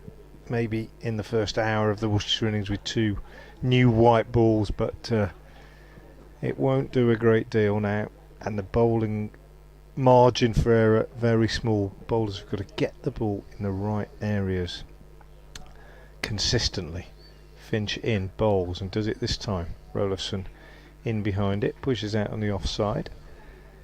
And that's it. It's margins for error. If you bowl wide, they'll throw their hands at it. If you bowl short, they'll look to cut and pull. If you bowl too full, as we've already seen from Rolifson, he'll punch you straight down the ground. So you've got to get the ball perhaps just back of a good length and straight. It's got to be straight in these middle overs. That's what the Worcestershire seamers will be trying to do. Finch is in now and bowls and gets that one absolutely spot on, just short of a length. Rolifson, who's not a big man, just on the back foot slightly, pushing out square on the offside, and there's no run. 86 for 2. Great start for Northants, 115 for no wicket at Blackpool. Club ground, might be very fast scoring, but that's interesting. Lancashire, of course, one of the contenders for the qualification places, but all good from Vasconcelos and Gay at the moment. Yep, both good players, those two. Finch in, bowls, and this one is a little bit too full. First one of the over that is, middle and leg or so, and Rolifson just clips it through mid-wicket. I said earlier, didn't I, very early on when we saw Rymel clip one through to the mid-wicket boundary, a top order batsman at this level, anything over pitched on middle and leg stump is a gift, really, as long as the batsman doesn't fall over. And Rymel just stood up there and made sure he got a bat on it. Slip's gone now into mid-wicket. It's 90 for 2 as Finch is in again and bowls, and this one nicely played by Rolifson off the front foot, just driven on the up through the gap in the covers out to Gareth Roderick, who is sweeping the offside boundary in front of the ladies pavilion, and they go through for another single. 91 for 2. All depends on how many overseas players that you allow, but I must admit, if you were to add Simon Harmer and have Rolifson in this one-day side as well, with Alistair Cook potentially opening in a final, you think that would be a pretty strong lineup. Yeah. Finch in, bowl short, and Kushi cuts beautifully, in full control of a short wide one, and uppercut it over Barnard at gully for 4 more. So this partnership is really beginning to prosper now. 55 added so far for this third wicket. Rolifson 31 off 27. Kushi finding his feet now, 37 off 43, and Finch just a little bit loose in that over. 3 overs for 25 now from him. And well, you said a few minutes ago that Worcestershire needed a wicket, Nick, and I think, as I say, this pitch is not going to deteriorate. I think this is an ideal platform now. Yeah, they're nicely placed, aren't they? And so it has been the theme for Essex: lose a wicket or two early on, a big sort of top middle order partnership or higher middle order partnership as Tongue comes into bowl. And this is played with some caution by Rolifson, who checked his shot and played it just back past the bowler, and mid-on moves around to do the fielding. 95 for 2. Then generally a clatter of wickets, potentially being bowled out. Sometimes some good runs on the board, around about 350 already, but it's been a slightly sort of curious shape to the Essex batting at times, and they've been reliant on 3 main players, Wesley, Rolifson and Kushi. But they've still done pretty well, Chelmsford, in the last few games. This is driven out backwards square on the offside, and there's no run. And all credit to the bowlers, Toole and Snater on Wednesday, for really shutting down that Yorkshire innings and making sure that when the rain came, Yorkshire were miles behind on Duckworth Lewis. But it's been a very impressive comeback from Essex, because I think anyone seeing the first game against Derbyshire would not have really marked Essex down as a potential qualifier from this group. The bowling attack looks certainly an experienced seam bowler light, as here's Tongue bowling, and that's just played from the crease up until the offside, and there's no run. The injury to Allison looked as significant really as anything else, and Alistair Cook, of course, not available. The fact that he's back on commentary box duty suggests hopefully all is well for the championship games to come, and of course he could potentially play in a semi-final, or certainly in a final down the line, which would strengthen Essex no end. 95 for 2 on BBC Essex and BBC Hereford and Worcester. at New Road. As here's an attempted pull shot, and it's appeals for a caught behind, and he's gone down the leg side. What a big breakthrough against the run of play for Worcestershire, picking up Rutherford for 31 off 30 balls. How unfortunate for him. It was a ball that was inviting the pull shot. It was there for the stroke, but he's just feathered it through to Cox, who stretched out a sort of a hand by way of an appeal. He was certain that it had taken an edge, and no doubt in the umpire's mind, and very much against the run of play from the last 5 overs. Rutherford, who'd looked absolutely serene out there, goes for a run of ball 31, 95 for 3. And as I say, the way Essex have constructed their innings, there are some undercooked, if you like, batsmen down in the middle order, and now Worcestershire have perhaps got a chance to try and explore that with that huge wicket. He walked, I think. You don't often see that these days, but he walked. It must have been quite a big one. Might even have been off the face, I don't know, but good low catch by Cox. And Tongue gets his first team wicket for 14 months with not the best delivery that he's bowled, although he is just, I suggest, in his, what's he in, his 4th over, just beginning to build up a head of steam. The new batsman is Robin Das, and just having a little chat with Cushy, who's been there since the start. Big wicket for Worcestershire. They needed that just to check the progress of this Essex innings. And just looking around at what other bowling options Worcestershire have got. Barnard's been injured, although I think he might be ready to bowl again. He's had a finger injury which prevented him bowling. And then they've been fiddling through a few overs of spin from Libby and Cornell in previous games. Probably see them doing the same today if necessary. His tongue is in again. And he bowls to Das, who gets one on his hip and plays that nicely, just jumping back into the crease and playing it out towards deep square leg and collecting a single. So the game nicely balanced at the moment. That we were talking about the importance for Worcestershire of breaking that partnership. And Cushy now really, I think, needs to try and look at playing the anchor role and batting through. That's what Essex would want. I'd like him now to really bat through as much of the innings as possible.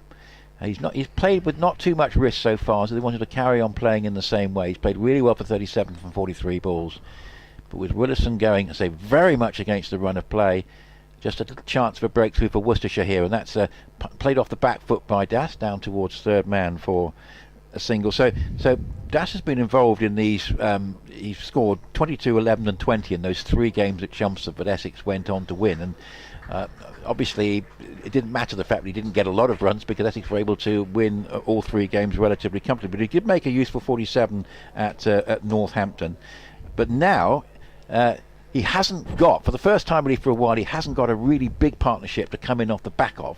So the onus is much more on him, and it's going to be interesting to see how he can deal with that. So Das 1 off the mark, Cushy 38, and Essex are 97 for 3 after 18. And Ed Barnard is indeed coming into the attack at the Diglis end of the ground.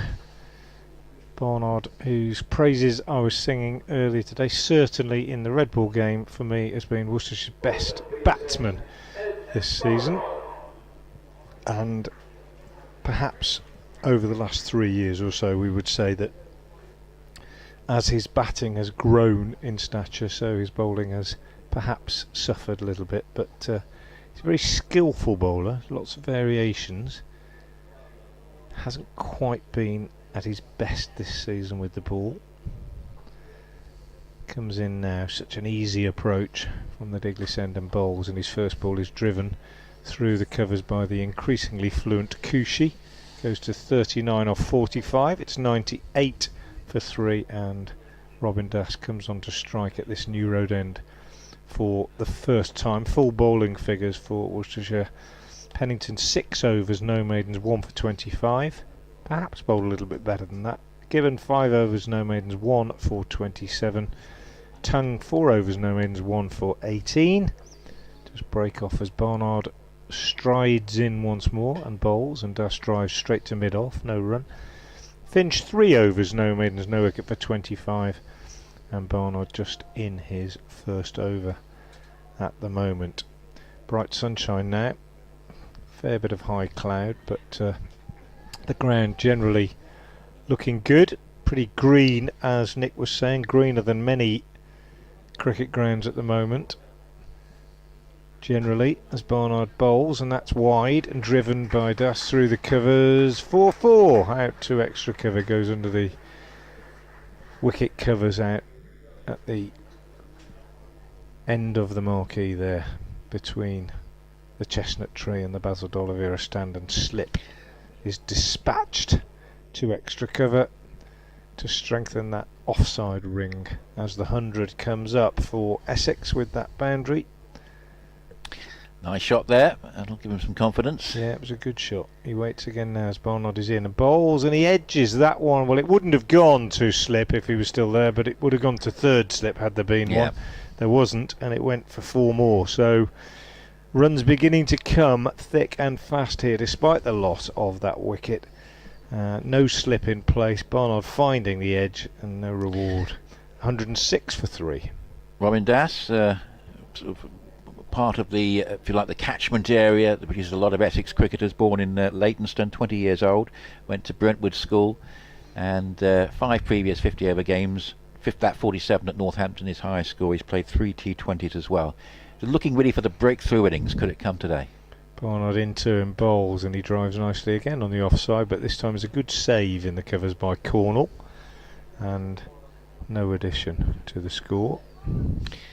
Yes, it's mixed feelings, isn't it, about the fact obviously this competition is being used as a way of bringing youngsters in who might not otherwise get a chance, and that is a good thing. But you always want them to be brought into a side with other senior players around, don't you? Yeah, absolutely. It's a balance, isn't it? Barnard bowls, this one a bit straighter. Das pushes out on the offside. Cornell is again the fielder. It's the end of the over from Ed Barnard.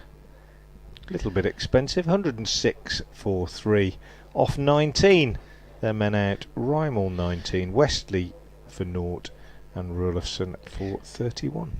And it's curious that this group has been so far, Hampshire struggling today, but so far dominated by 2 of the 3 big sides of the season. If you think of the 3 sides that have dominated this season, it's Surrey, Lancashire and Hampshire in various guises, those 3 competing for the championship. Basically Lancashire and Hampshire were in T20 finals day. Surrey just missed out in the last over game in the quarter-final against Yorkshire, but those have been the big 3, and of course Lancashire and Hampshire have dominated this group so far. As Tongue comes into bowl, and that's a useful delivery, and there's not quite sure where that is for the moment. Cushy, it's in the end just rolled down, I think, off a bit of bat. It would have been appeal for an LBW if it had just come entirely off pad. It just rolls back down the pitch, but Tongue with a wicket to his name. Can he build on that? 106 for 3, Cushy 39 and Das 9, but yep, can Worcestershire make it a double breakthrough after getting rid of Rulofson when he looks so well set for his run of ball 31. And here is a shortish ball and a good, well executed swivel pull between fine leg and deep square for 4 by Cushy. Excellent shot, and a sort of attempt there by Tongue to replicate the dismissal of Rulofson with a similar sort of delivery, but that one didn't quite get up as much, and Cushy was there on the back foot to play a very, very good swivel pull shot away, bisecting the 2 boundary fielders for 4. 110 for 3 goes to 43. Yeah, very well played.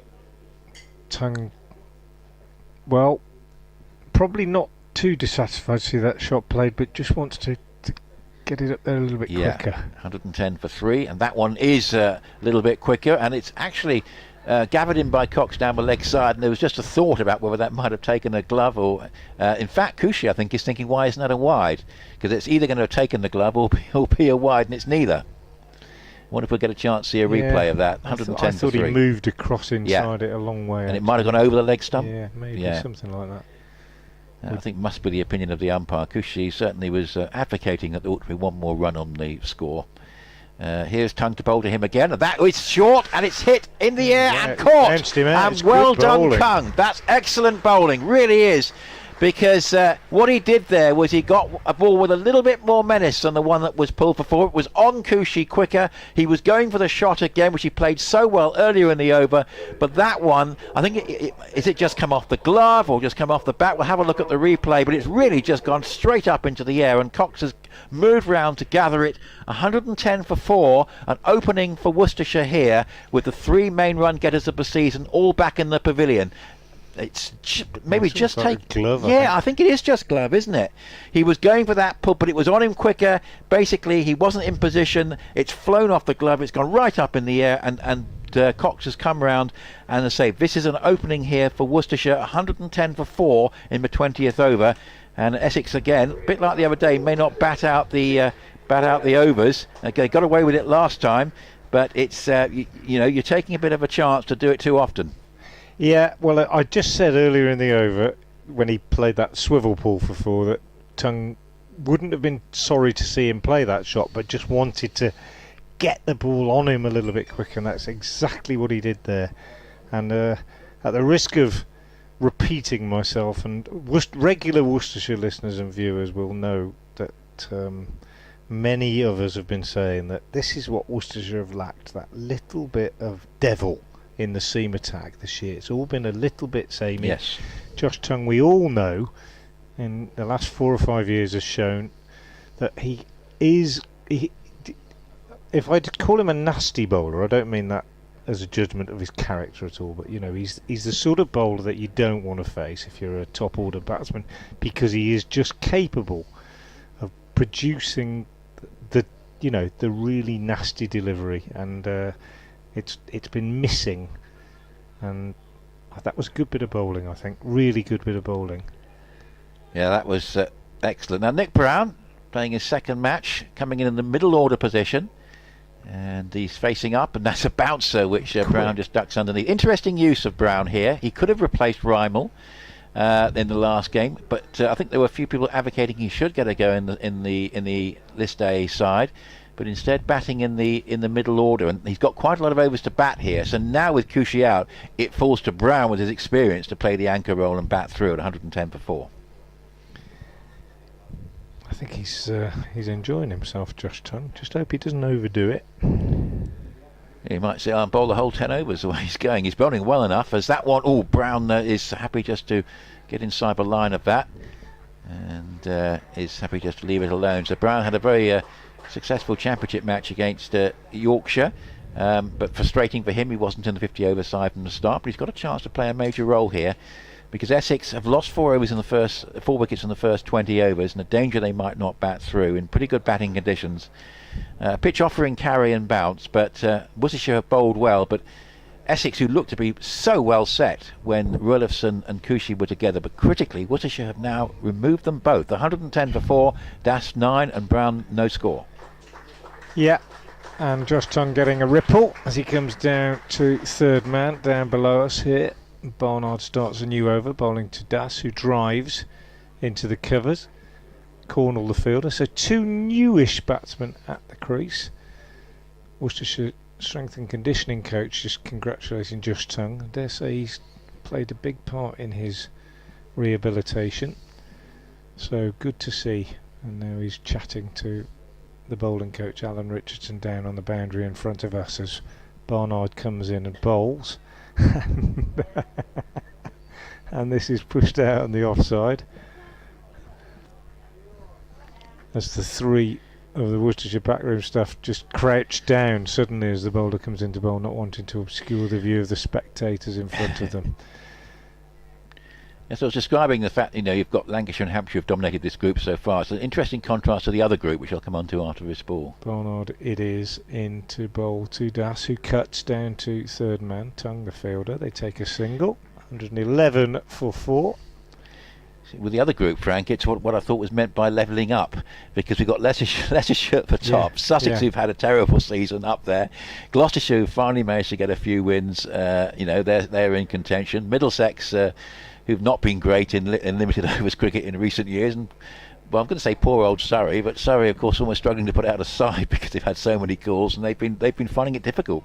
Would Leicestershire be the side that have been least affected by the 100? Certainly one of the sides least affected, I'm sure. That's got to be a factor, hasn't Yes. it? Barnard over the wicket to Brown, who gets off the mark, steering this one down to third man for a single. Just wonder how many times he's done that in his career. It was just the easiest little steer of the bat down to third man. Brown off the mark, goes to 1. It's 112 for 4. And there's a lot of overs to go. It's a decent pitch. It's just a case of rebuilding now. Don't try and do anything too clever. We've just lost a couple of wickets. Let's just settle it down. Barnard in balls, and Das is on the back foot pushing up to cover. And I have no doubt that's what Nick Brown will be saying to his more inexperienced partner between overs. Just get yourself in. See where we are in another 5 or 6 overs or so. There's no pressure. Decent run rate, 5.4 an over so far. Barnard in again, bowls, and Das is on the back foot, pushing up to mid-on, end of the over. And they'll be aware, Essex, that Worcestershire not only haven't been in good form, but are also today without Azhar Ali, who steered them to the one win they have had in this competition. So it's a fairly thin-ish Worcestershire batting lineup, and Tongue is having a rest now after picking up those 2 wickets. Yes, I think if Azhar Ali was in the Worcestershire side, 112 for 4, I think Essex supporters would be a little bit concerned, but that makes a really big difference, doesn't it? Because he was so instrumental in that win the other day. Yes, the other group, Leicestershire top at the moment, 10 points, Sussex 8, Middlesex 8, and then Warwickshire and Notts fighting it out with Gloucestershire in the middle of the group. But good to see Leicestershire, of course, who some would say unfortunate to miss out on a place in the T20 knockout. They might well get through this time, which would be good to see. So it's start of a new over, and it's going to be a wide outside the leg stump from Finch. Duly signalled, so he's rather emulated the way that much the same sort of area as well that Gibbon started earlier on. But if he can bowl as well as Gibbon did, that would be no bad thing. But Finch now bowling from this new road end, and 113 for 4.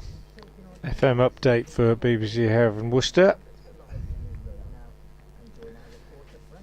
Well, a double blow struck by Josh Tongue in recent overs has got Worcestershire back into it slightly. Essex had recovered from their first losing their first 2 wickets, adding 55 for the 3rd wicket before Rolofsson, who had played really well for 31, was caught down the leg side by Ben Cox off Josh Tongue. If that was fortunate, the next one wasn't.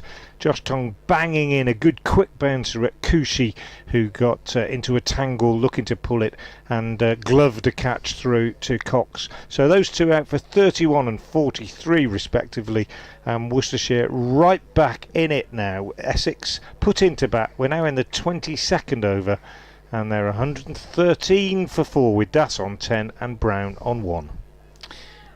No runs added while Frank was doing that update, but there was a rather loose flat-footed shot from Nick Brown to a ball outside the off stump, which he could easily have edged through to Ben Cox. Rather threw the bat at that one. Important for Essex that he gets himself in here and bats through. That will surely be Nick Brown's role now. He's got 1 from 5 balls, 113 for 4. He's on strike as Finch bowls, and that's just played from the crease up into the offside, and there's no run. And Stephen from Hockley is in touch, bbcessexcricket@gmail.com, saying that you couldn't travel to Worcester today because of health issues, which is a great shame. Nearly 50 years of watching Essex. You clock up that anniversary actually in 3 days' time, Stephen, which is interesting to hear.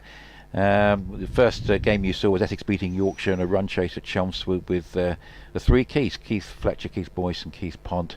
And you say you've never been to Worcester, like our earlier correspondent as well, and something that you'd like to rectify, and certainly it's worth doing. This is played from the crease by Brown, just pushing forward, playing it up into the offside, and there's no run. You say you're impressed in the 3 home games, particularly by Rulifson, the 3 50 over games at Chelmsford that Essex won. Rulifson basically could be a value for money overseas signing, and you'd like to see him in those championship games in September when Harmer's not available. He would certainly stiffen up the Essex middle order. And impressed by Kushi, And you agree that Rymel maybe just has gone backwards a little bit this season. You do like Jamal Richards. You think he's batting a little bit too low at number 10. Interesting to see him today, as this is all a very good delivery. This is the top over, and Brown there with playing and missing, and fortunate not to edge that through to Cox. And it's almost as if he's facing the opening over of a championship match here. That really was a very good delivery. Yeah, he's gone for a little suspicious prod at the pitch, hasn't he? These white balls, I mean, we have one at either end, so I suppose it's only 10 overs old, this one that Finch is bowling with. Might just do a little bit off the seam for a few more overs, but they don't do a great deal generally. Here is Finch again.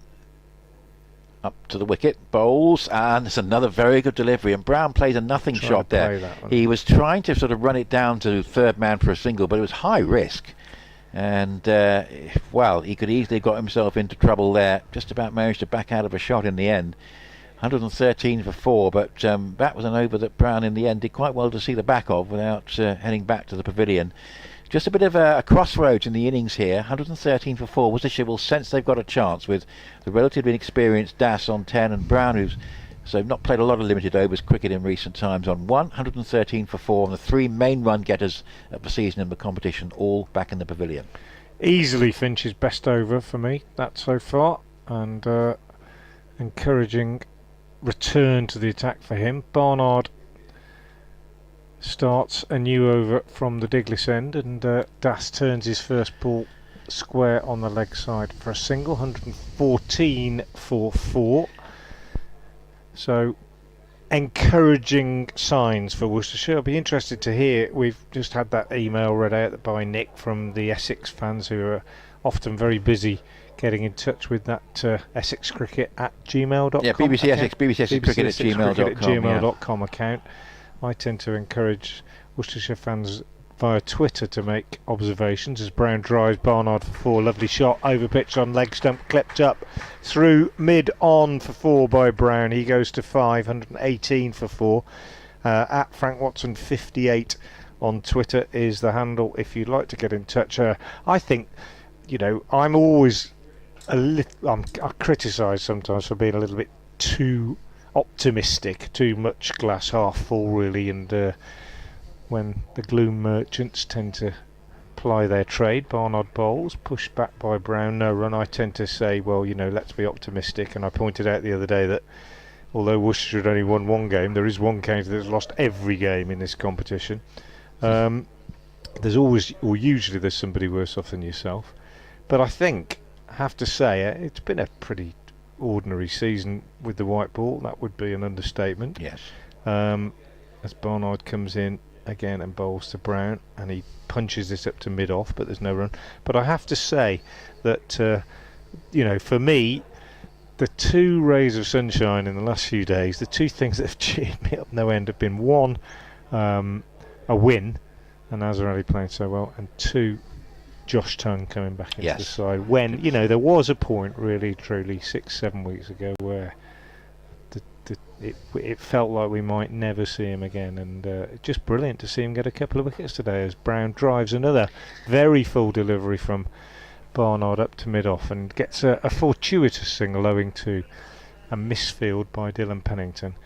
So 119 for 4. So yeah, get in touch if you're an optimistic Worcestershire fan, if you've got a bit of a smile on your face at seeing Josh Tongue come back in to the side. At Frank Watson 58 is the Twitter handle. As Barnard bowls a bouncer to Das, who ducks underneath it. Untroubled by that, the young right-hander. It's the end of the over from Barnard. 23 gone, 27 left. The run rate is 5.2. And Essex are 119 for 4. Yes, BBC Essex Cricket at gmail.com, and Frank's just mentioned his at Frank Watson 58, isn't it, Frank? Yeah. On social media at BBC Essex Sport, at Nick Ledhill as well. And if you're a really optimistic Worcestershire supporter, also make a case for promotion in Division 2, because I don't think it's impossible. No, game in hand on Middlesex, and playing Middlesex here. Yeah, there's a couple of games that Worcestershire didn't win that they probably should have done. One against Derbyshire, one against Glamorgan. That said, they won one at Middlesex that Middlesex will feel they should have won. and one at Leicester at the start of the year where we had 20 odd overs at the last pair and didn't nail it. So it's not been that bad a season in Red Bull. There's been some very good cricket played, but it's not impossible. No, you're right. Finch bowls, and this is attempted forcing shot off the back foot, and Brown, who's not looked particularly convincing against Finch so far, misses out on that cut shot. He's missed out on more or less everything he's tried so far. A bit unlike Nick Brown, he's does not look particularly comfortable at the start here. 119 for 4. He's got 6 from 14. Yes, Notts are going to win the division. 195 with 3 to... I'll be amazed if they don't, but they'll certainly be promoted. Middlesex 165 with 3 to play. 30 behind Notts. Glamorgan 160 with 4 to play, so Worcestershire will need Glamorgan to tail off. This is driven away on the bounce up towards short extra, and there's no run. Derbyshire 155 with 3 to play, and Worcestershire 130, and actually Durham 125, both with 4 to play. Durham have had a very ordinary season, and it would be hard to see them making a late challenge, but Worcestershire will need 1 or 2 things to go wrong for the likes of Glamorgan and Middlesex, but if they can potentially win 3 of those 4 games, who knows what might happen. 119 for 4, and here is Finch up to the wicket bowls and driven firmly up towards cover, and there's no run, because I think, reading between the lines of the Strauss review, and we still don't know whether the recommendations are going to be brought in for 2023, it could be that relegation from Division 1 doesn't matter, because you may end up in a 12-team top division next year, but one thing is for sure, promotion from Division 2 will matter, because either you're going to be promoted into the existing Division 1, or you're going to be basically into that team top division of 12. Yeah, absolutely spot on that assessment, I think. 1 slip in, that's right, with this important part of the game for Worcestershire, and that's driven firmly by Brown, and umpire just sort of not signalling anything, but just basically just twirling his arms to sort of do a bit of exercise, which they're entitled to do. You're thinking, oh, is he signalling something? But no, he's not. And Stephen was saying he's enjoyed the 50 over competition, and one of the other things about the Strauss review, will it stay in this slot, or will it become possibly a shorter, maybe higher quality competition, with a bit like the old Benson Hedges Cup, we were thinking, with a Lord's final in mid-July, which I think would be quite a nice option. This is an attempted stroke by Brown, which he does get back to it a little bit more convincing this time. Again, he was dabbling at one around about off stump, but he did actually steer that away nicely down to third man. Gets a single to his name, and he'll go along to 7 with Das on 11, 120 for 4. But Essex has slowed down, of course, with this loss of wickets. 24th over. Is that an option that's been actually suggested? It's just been something, just an idea. It's okay. one of the things that I think, if they want to have a more full-strength 50-over competition with a view to 50-over World Cups, that's what they could do. This is a delivery which is dealt with quite nicely by Das. It sort of gets up a little bit, but he just plays a late stroke down towards long leg and collects 2. That's nicely played, just off the back foot, around about sort of chest height, and just worked that away nicely. Goes to 13, settling in well, around about a runner ball, 122 for 4. Yeah, the thinking is this competition good enough preparation for a 50-over World Cup? Much will depend on whether 50-over World Cups survive in the future, and the future of 50-over cricket is very much up in the air. But if it does, one thing I could see possibly happening is you get a higher quality 50-over tournament early season, maybe with a midsummer final, and that might be an excuse for cutting the championship games down by a few. So it wouldn't be ideal in that situation. Here's Barnard from the Diglis end, bowling to Brown, pushes back to the bowler, and there's no run. Yeah, it'd be an interesting one. 50 over cricket sort of almost, we thought, had become the kind of premier format of the game, and then it would be an interesting one for it to be kind of thrown away, wouldn't it? In the face of shorter forms all the time. Barnard again is in. Bowls. Brown goes for a big hit on the leg side, misses it, taken on the pad, runs out on the offside. There's no run. It's not the worst format for younger players to come into, because you have to learn to bat time as well. It's the format that most leagues play up and down the country. That's the really odd thing about it. And we spent years trying to be the best in the world at it, and and having reached that position, he decided to get rid of it. As Brown gets fortunate here as he slices Barnard away on the offside in the air, only just wide of Henry Cullen at backward point, gets 2 runs, 124 for 4. Brown goes to 9. He's been a bit sketchy so far. In the Test match, England trailing by 141, and they've lost a wicket as well in the second innings. They're still trailing by 141. It was 161 the ultimate South Africa lead, as Barnard bowls again, and Brown plays a nice shot this time, clipping the ball away on the leg side for a single. And that goes to 125 for 4. Crawley the man out, LBW to Maharaj for 13, so England 9 wickets remaining, still trailing by 140. Bit of a problem. Interesting, Maharaj bowling the 8th over of the innings on day 3 at Lords. Day 3, but Jack Leach turned a few yesterday as well, didn't he? Interesting. Here's Barnard in the bright New Road sunshine, bowls to Das, who's walking into this one, pushing up to mid-off. And there is no run on this occasion. 125 for 4. Das 13, Brown 10. And the men out today, if you're just joining us, Rymel for 19, Westley first ball, Rulofson for 31 and Kushi for 43. Barnard again into the right-handed Das, bowls, and Das is back, pushing this back to the bowler. And there's no run. End of the over from Ed Barnard. 25 gone. We're halfway through. And Essex 125 for 4. And I think par on this pitch, on this ground, in this competition has been around about 250. So just about halfway. Yeah, probably a lower par than at Chelmsford, although Essex got what looked like a below par score the other day, and then got 6 wickets very quickly before the massive storm came, so they were pretty pleased with their overall work. They were able to get a game in and indeed to win it. 125 for 4. As Finch up to the wicket bowls, and this is an attempted forcing shot off the back foot, and there's no run. I'll tell you what I've been doing with it, with the antidote to the 100. I've been discovering a lot of the old Gillette and Benson Hedges finals have suddenly started appearing on YouTube with Jim Laker and Richie Bennett, and I've been enjoying a few of them. I watched a couple with Worcestershire in the other day, I watched one, I think it was 76, Lancashire against Northants. Lancashire were favourites. David Lloyd was going like a train on 48 and got himself out. He's probably still wondering how he did. 125 for 4, and Northants won the game.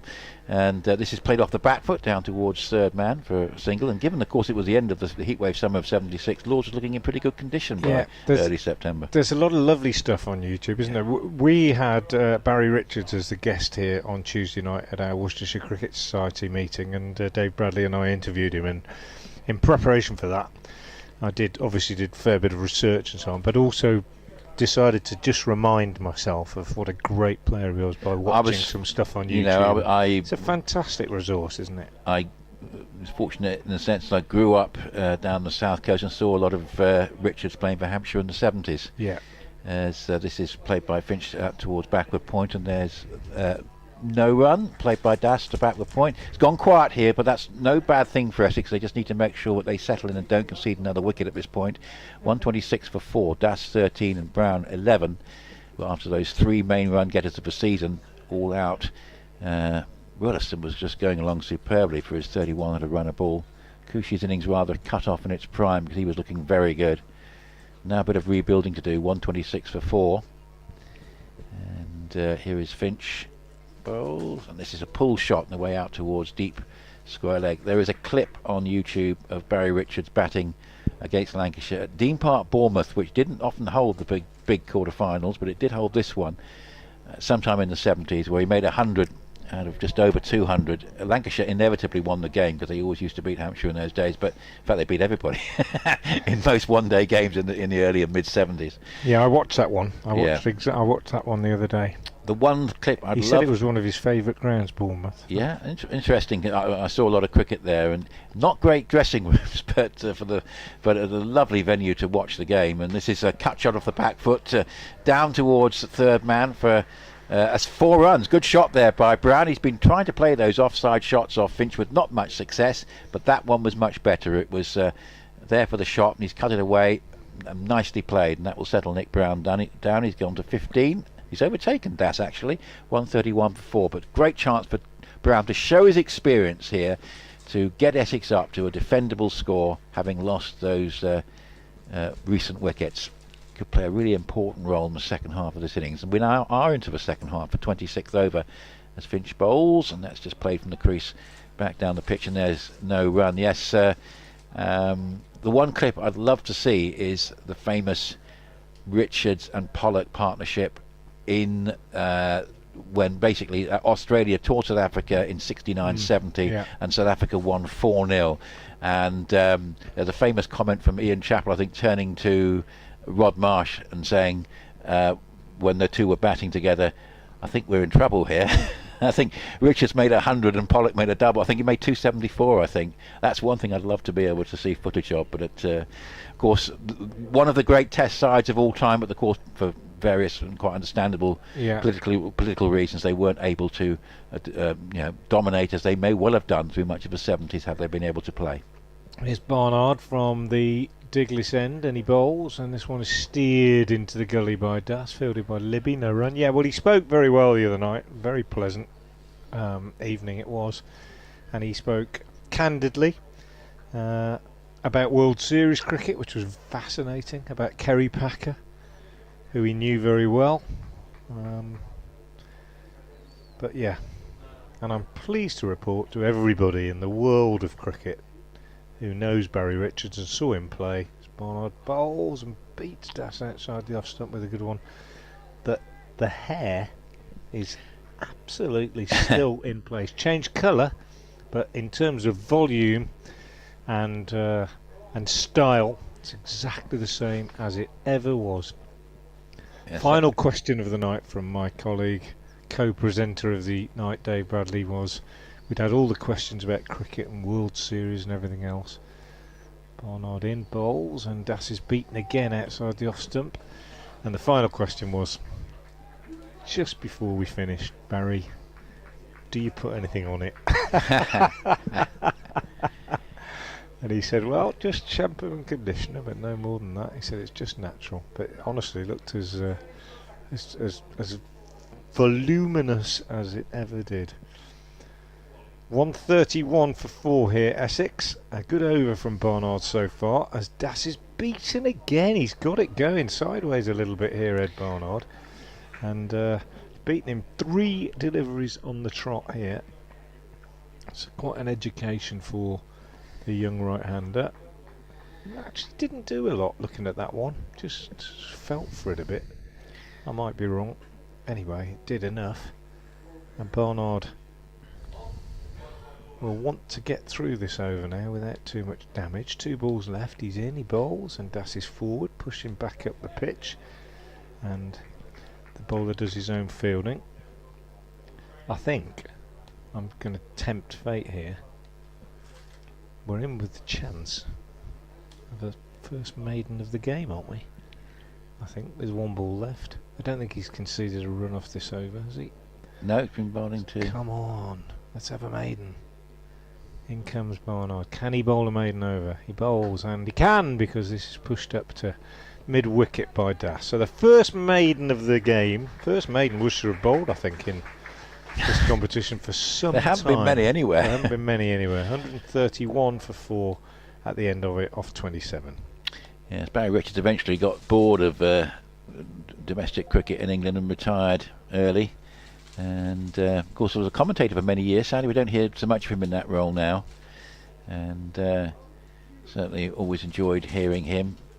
And yeah, great privilege to be able to watch him bat in the 70s. And certainly got my interest in the game. But of course, it was a great championship battle in '74 between Hampshire and Worcestershire, which Worcestershire won.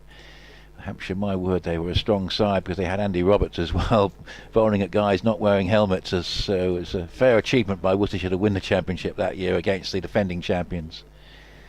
And yeah, it was a different era, of course. The Benson Hedges Cup had just started. We had already had the Gillette Cup in process. But, different era, but fondly remembered.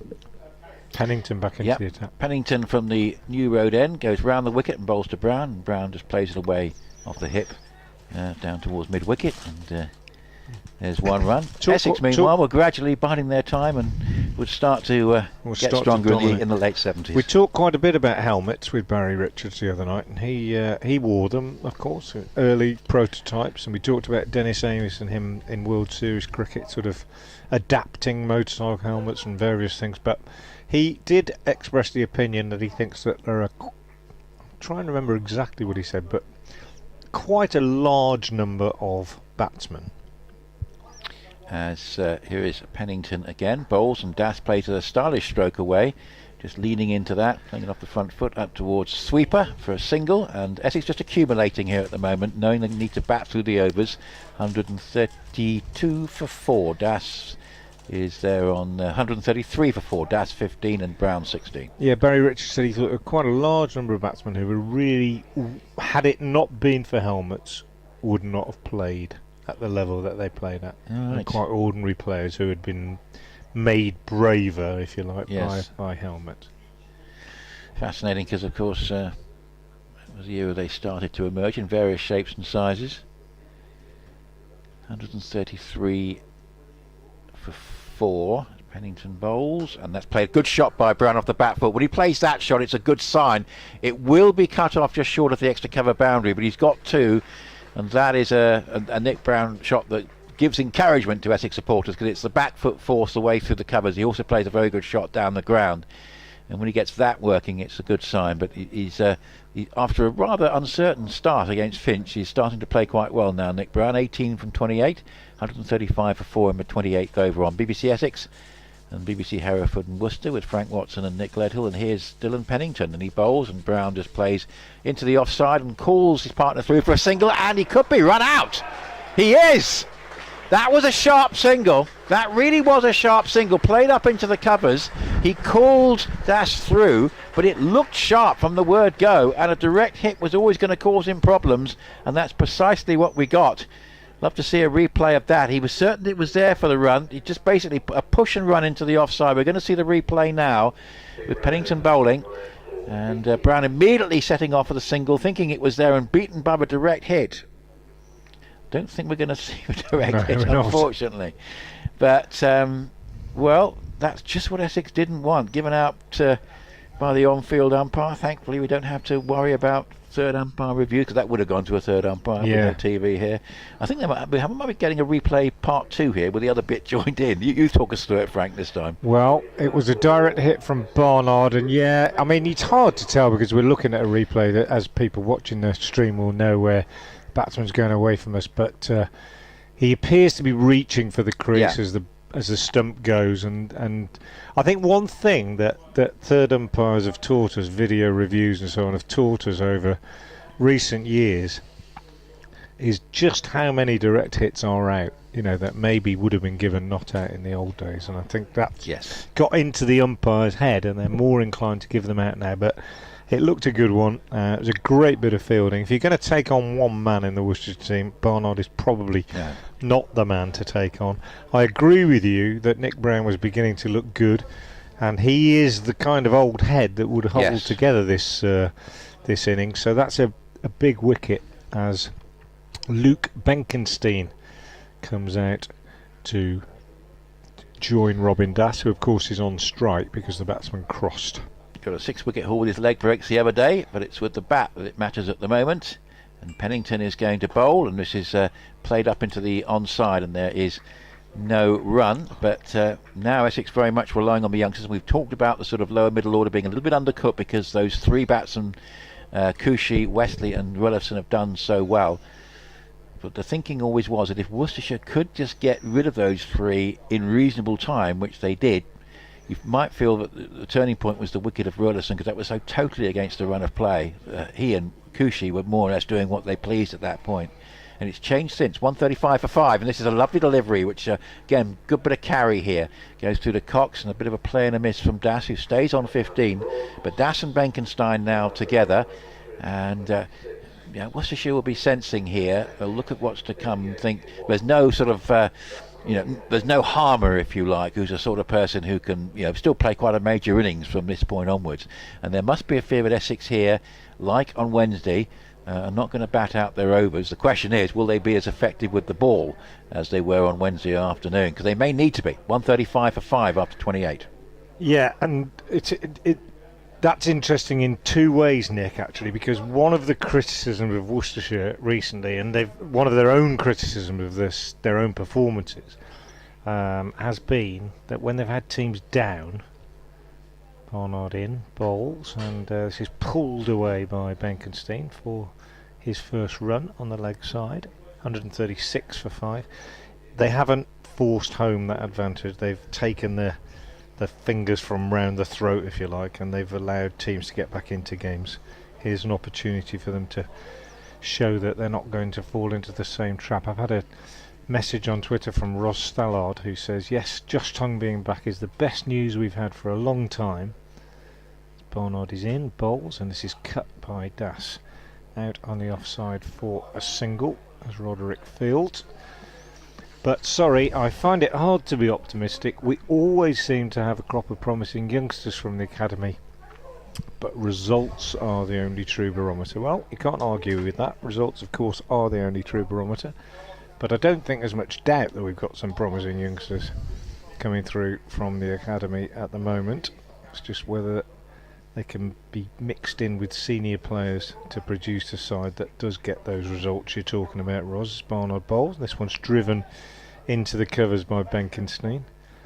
But you watch Mitchell Stanley bowling at over 90 miles an hour, and you watch the likes of Pennington's career developing. Josh Baker, who's sadly out injured, has made a lot of progress in the last 12 months. There's a lot of good young players coming through.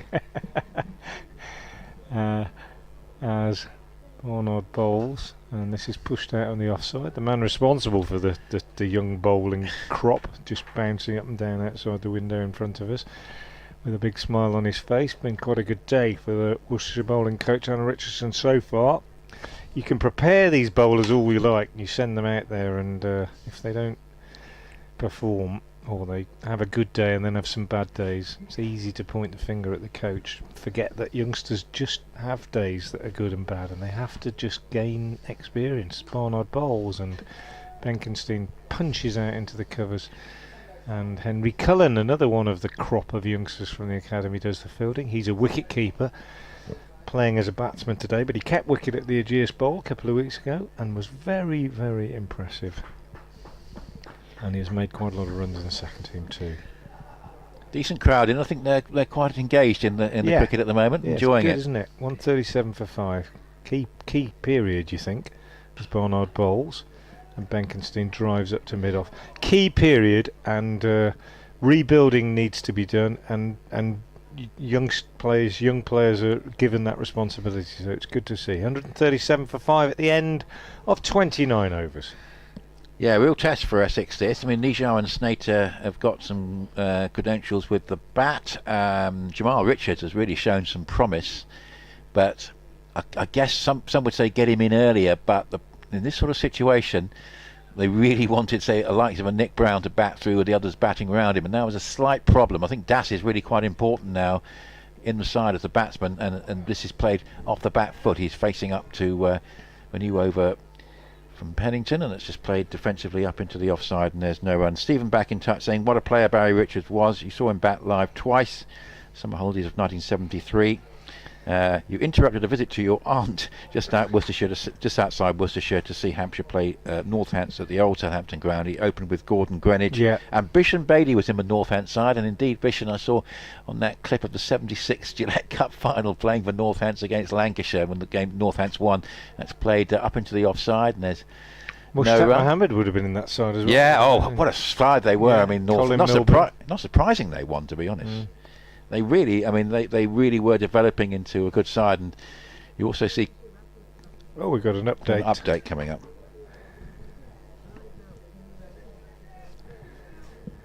Things going pretty well for Worcestershire. The 5th Essex wicket went down a couple of overs ago. Brilliant piece of work by Ed Barnard in the covers with a direct hit to run out the experienced Nick Brown for 18. Other men out, Rymel 19, Westley without scoring, Rolofson 31 and Kushi 43. Importantly for Worcestershire, 2 wickets for Josh Tongue returning to action after a long injury break. Very encouraging indeed. 30th over in progress. Essex at the moment with Benkenstein on 1 and Das on 16. 137 for 5. And again, quiet period, nothing added in the news update. And here is runs, because that's cut away off the back foot down to third man for a singular run for Das. 17 so far. Essex playing ball and not doing anything dramatic during our news updates. But Essex fans will be hoping that includes not losing wickets at this stage, because they don't want to lose any more at this stage. 138 for 5. We're in the 30th over. And the thing that's different in this game compared to the 3 at Chelmsford is the 3 key men of the season in terms of the runs, all with 250 plus, have all gone. Westley got a first baller, but both Rolofson and Kushi look particularly good, and their innings will cut off in their prime. Rolofson in particular. I mean, surely got a big future with Essex on the basis of what he's done. 138 for 5. This is played defensively back down the pitch, and there's no run. I almost hate to say it, Frank. I was talking about I think Harm will be snapped up by a T20 franchise next year. Wouldn't surprise me if Rolofson is on the back of club cricket for Billericay and his form for Essex in the 50 overs. Yeah. As soon as you get somebody of promise, immediately they're snapped up. I can think of a couple of players around the country. Kushi might be another one here. I can think of Prest at Hampshire. Others who've done well. Yeah, could well be right. Which would be really disappointing. Not to see them for 2 seasons in a row in this competition, as this is played off the back foot up towards mid-wicket for a single. And therefore, one thing that really county cricket does not want is an extension of the franchises beyond 8 for the 100, because to me, I look at the Welsh Fire and I see a side that doesn't have any Glamorgan players, doesn't have any identity, therefore doesn't win games, because they're all a bunch of individuals. And you look at Bristol thinking, that's a big city, you wonder why they haven't got a franchise. And you see what they'll probably do is they'll keep the Welsh Fire, but add further franchises in Bristol and probably Durham. Yeah, the identity aspect of it is a concern for me as well. I've said it before, and I don't want to open up that particular can of worms really again. Barnard bowls, and this is pushed out on the offside by Benkenstein. No run. The format's an issue for me. I just don't think there was any need to get rid of overs, and it tickles me that commentators left, right and centre can't stop themselves saying overs. Yes. I understand why, but the identity is an issue for me as well. If you had all your Notts players playing for Trent Rockets and all your Glamorgan players playing for Welsh Fire, then things might be a bit different. As Barnard bowls and Benkenstein plays back up the pitch to him, and there's no run. But the fact that there's little local engagement bothers me, and the fact that Worcestershire have got players in the Birmingham Phoenix squad, but people in Worcester don't generally tend to support cricket in Birmingham, although they do support football teams in Birmingham. There's just a blurring of identity involved in it all for me. As Barnard bowls again, and Benkenstein looks for a pull shot, but it was nowhere near short enough. It didn't bounce high enough, and he played over the top of it. It skidded through to Ben Cox, and I just wonder whether the engagement of local fans in Southampton, say with the Southern Brave, in Birmingham with the Phoenix, etc., will last beyond the initial burst of enthusiasm about the competition, whereas your county roots go very deep. Barnard bowls again, steered down to third man by Benkenstein for a single. He goes to 3. It's 140 for 5. That said, I am well aware that my views open me up to criticism for being a dinosaur and stuck in the past and get with it and just accept change and all the rest of it. So I'm a bit tired of the whole discussion really at the moment. Barnard in to bowl to Das, who's pulling a short ball very nicely away for 4 over mid wicket.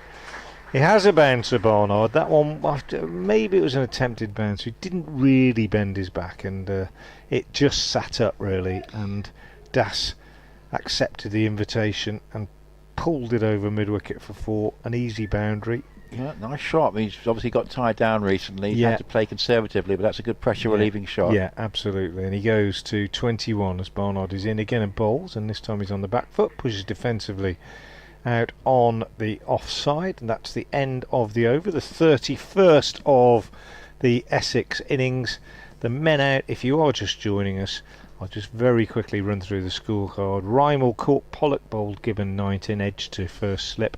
Westley, LBW first ball to Dylan Pennington, obviously out without scoring. Rolofson caught, unlucky a little bit down the leg side by the wicketkeeper Cox off Tongue for 31, but then Kushi bounced out by Tongue, who went for a pull shot and ball was on him much quicker than he thought, and he gloved a catch to Ben Cox. He went for 43. Brown then run out by a direct hit from Ed Barnard for 18, 135 for 5 at that point, 9 runs added since, 144 for 5. Das has 21, Benkenstein has 3, and Josh Tongue is being reintroduced.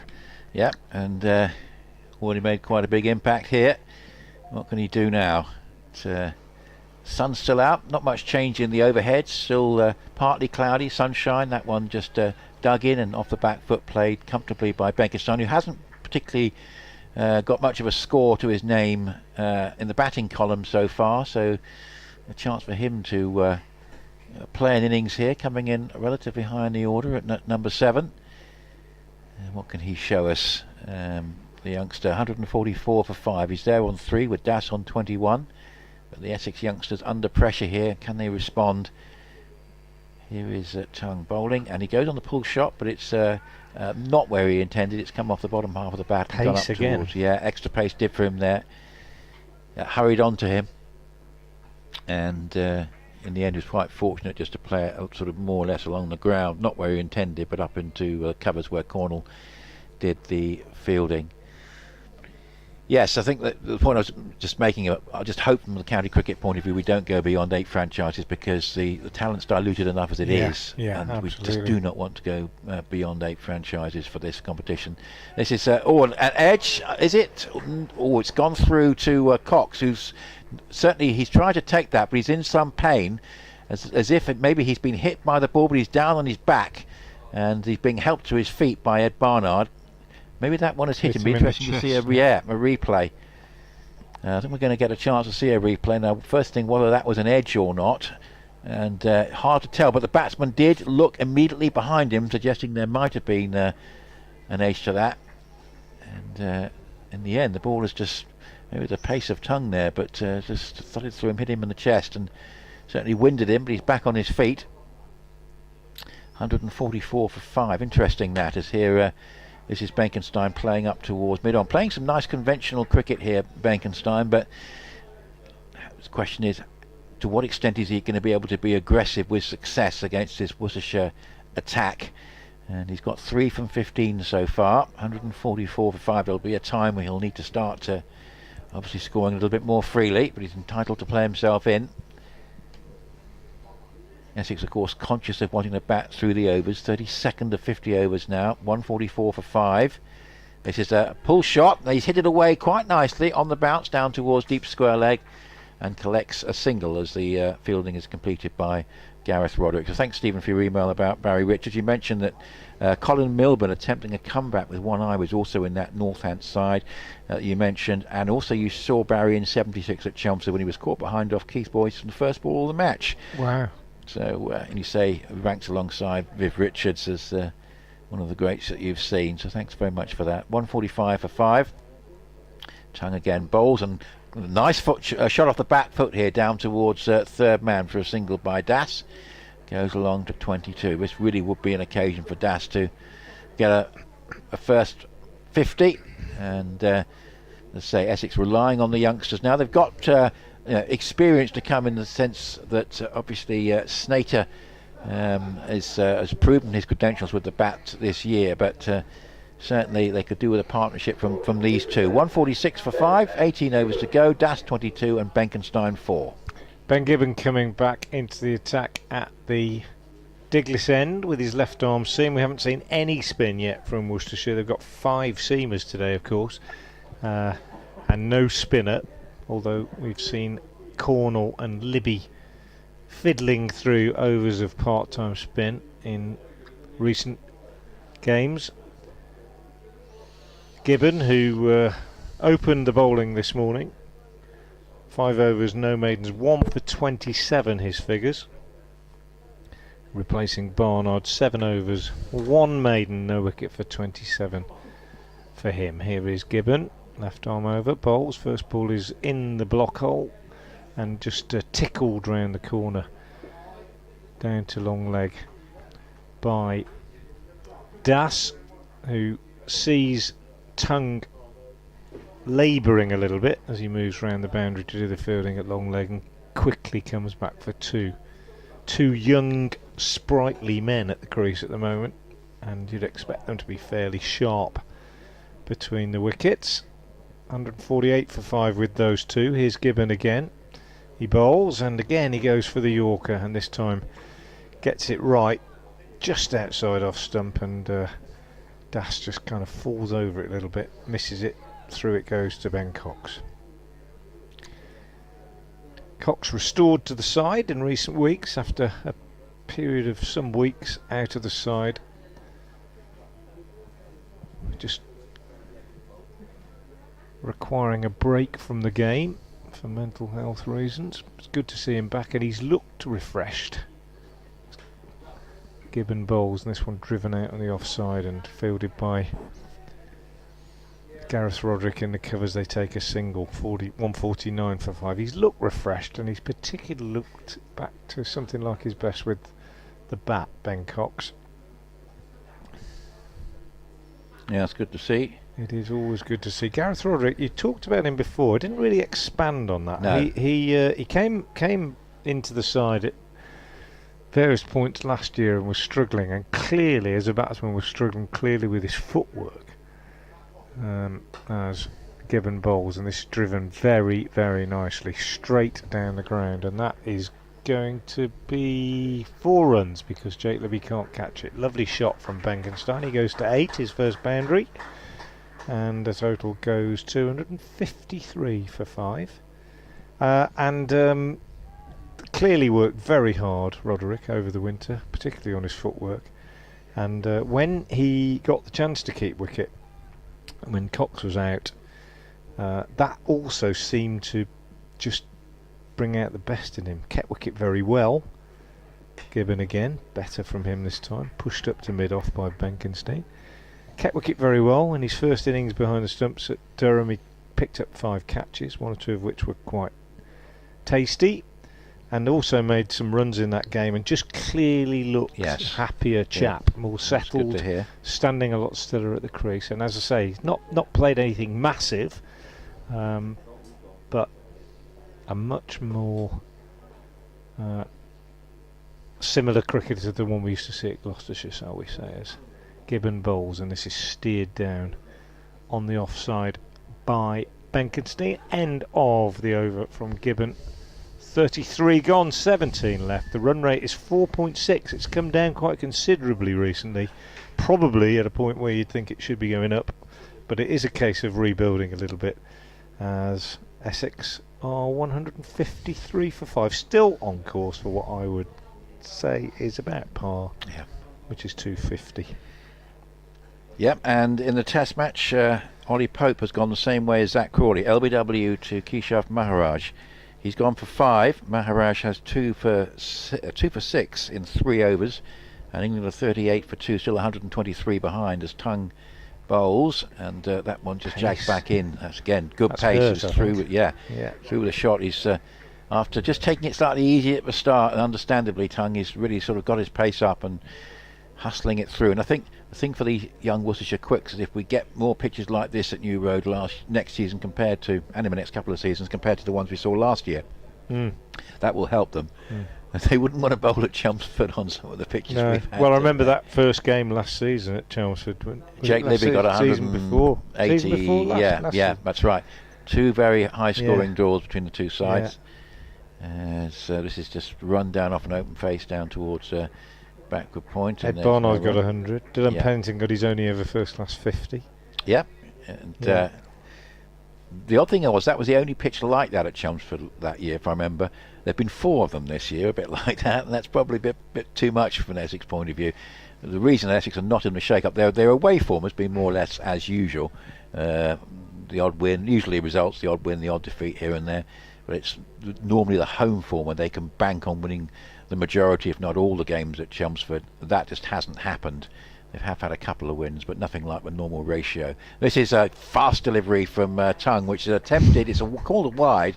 It was an attempted hook shot, a rather ambitious one from Das, but That's called the a one. wide, but certainly generating a lot of pace now. Yeah, Tongue. that's the one where you want to get it straight. And Yes, that would that's have been when interesting. Sort of at his chest, at his throat, really. Don't you? That's the one, because it was quick, but it was wayward. As here is Tongue again, bowls and cut away off the back foot for 4. Good shot. That's gone past backward point. That's a lovely stroke. That's the best shot Das has played. Beautiful stroke. And to say this could be his day. He's been outshone by those above him in the batting order up to this point, but he's if he can bat through to the end, he's going to be onto a good score here. And that was a nice stroke off the back foot, past backward point. 29 from 41, 158 for 5. Yeah, width is the key, Yeah. isn't it? There, throw your hands at it. So adept at doing that these days. Modern Tongue batsman. up to the wicket, bowls, and this time Das goes onto the back foot and plays defensively up into the covers, and there's no run. Nick Gubbins 86 not out. Hampshire almost inevitably recovering at Neath, 155 for 5 with just under 13 overs to go against Glamorgan in that one. So the group leaders back on course, but I think Northants still giving Lancashire a bit of a run around at Bristol. Emilio Gay 110 not out from 104 balls with 13 falls. They're 261 for 2 with 13 overs to go. That's going to be a very big score. This is played up towards mid-on. Sharp single throw at the stumps. Would have been close if it had hit. That was again quite a risky single, and Pennington was onto it and almost managing to if he'd hit there it would have been very close. The umpire was in position to make the call as Das was running to the bowler's end. Yeah, it would have been close, I think. Pennington, tall man, a long way to go down. He was pretty quickly onto it, picked it up cleanly, but he threw overarm rather than underarm. I think underarm might have been a quicker release. Here is Tongue again, bowls, and it's played up into the covers again, no run. So yeah, Lancashire 13 overs left in the field, trying to keep Northants down below 400 at the moment. They're 263 for 2. Lancashire in second place, and Yorkshire going along very well, just a point behind Essex but with a game in hand, and Harry Duke is 82 not out, and they're 213 for 1. Will Frame made 68. This is at Canterbury, also with 13 overs to go, so they're probably going to get something in excess of 320 there. So Yorkshire, who have a game in hand on Essex, even though Essex beat them yesterday. So okay, Essex ideally need to win this game, and they need one of those big 3 to lose, and that would really put them in a strong position. Ben Gibbon to begin from the Diglis end. His first ball is down the leg side and takes Das on the pad, runs away fine, and they go through for 2 leg byes. Quite cheap runs, really, you feel, at this stage. Gibbon's 7th over, has conceded 34 so far. Picked up the first wicket of the day when Rymel sliced a drive and was caught at slip by Ed Pollock. But since then, Gibbon has been unsuccessful. Bowled a pretty good first spell from the New Road end. Comes in now. Fast approach, left arm over bowls, and this one's muscled over the top by Das. Not timed, a lot of bottom hand in it.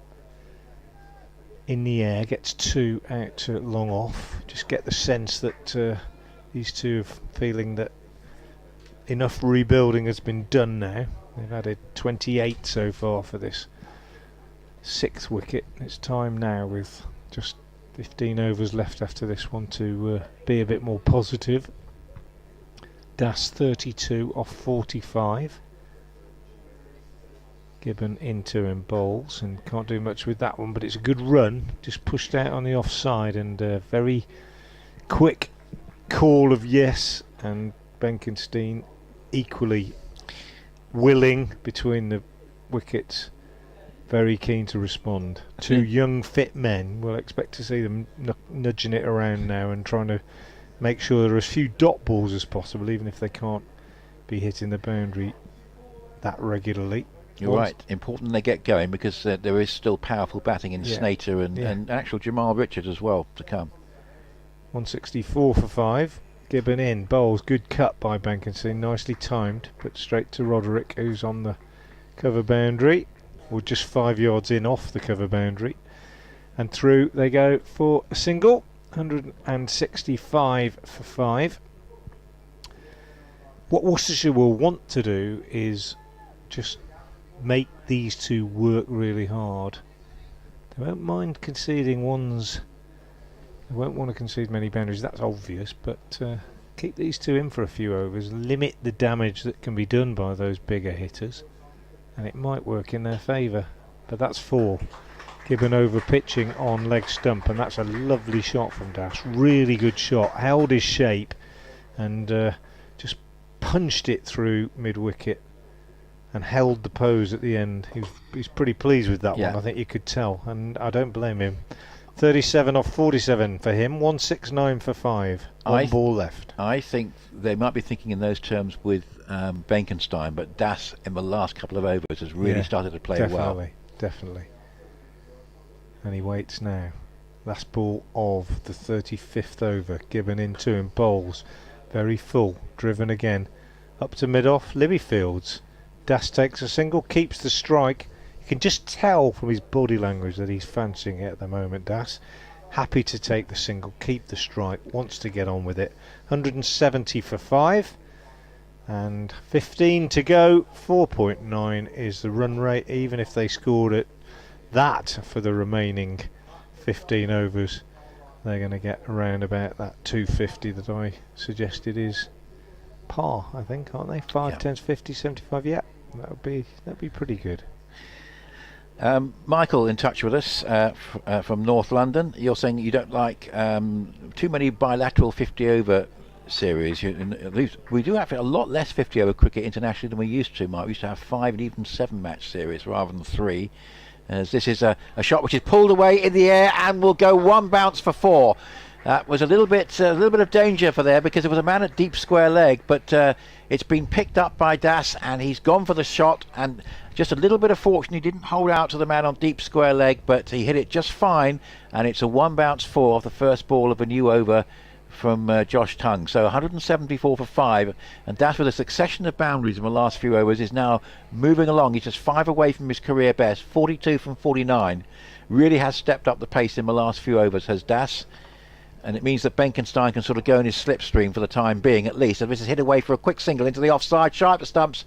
Benkenstein loses his bat, but in the end the throw missed. But some fine strokes being played by Robin Das. I say with the 3 main run getters of the campaign all gone, this could be his chance. 43 from 50. Benkenstein now on strike with 9. He has been rather becalmed, and Worcestershire will be looking to keep it that way if they don't get him out.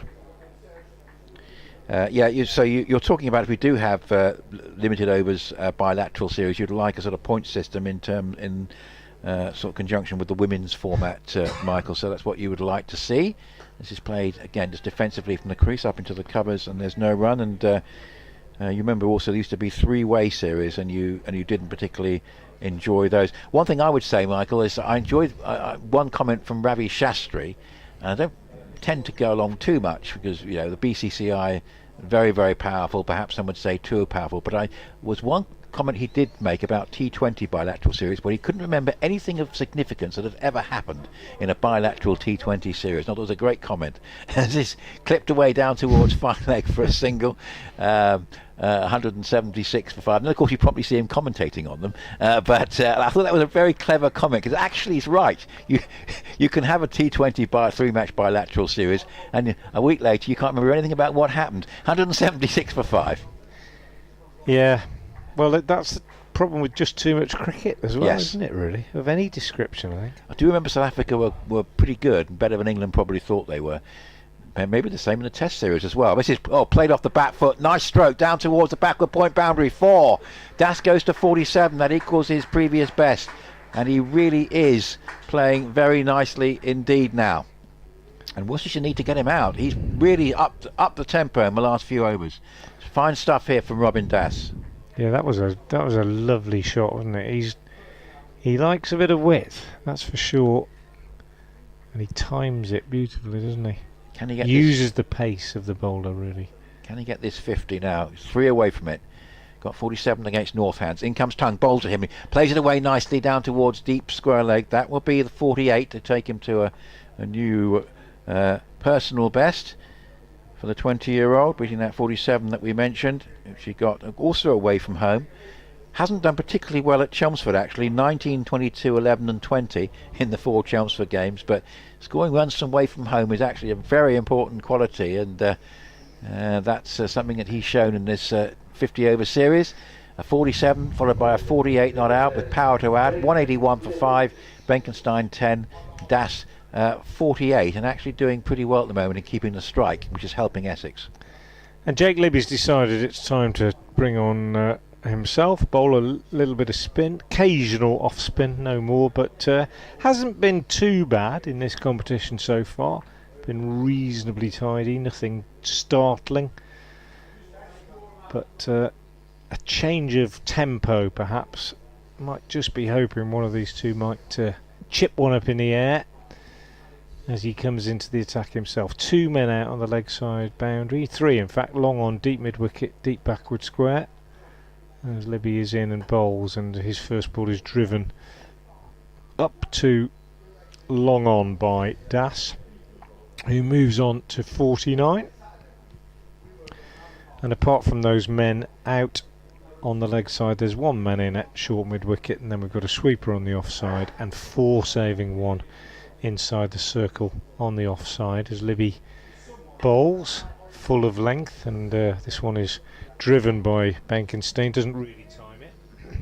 Update for BBC here from Worcester's FM listeners coming up now. Essex rebuilding after losing a flurry of wickets in the middle of their innings. The last one of them, Nick Brown, the experienced left-hander, run out by a direct hit from Ed Barnard for 18. Big wicket at the time, 135 for 5 in the 28th over, but a good partnership developing at the moment between 2 young batsmen, Das, who's on 49, a career best for the 20-year-old, and Luke Benkenstein, who's on 11. Josh Tongue, on his return to the Worcestershire side after 14 months out with injury, has picked up 2 wickets, and that's been a welcome sight.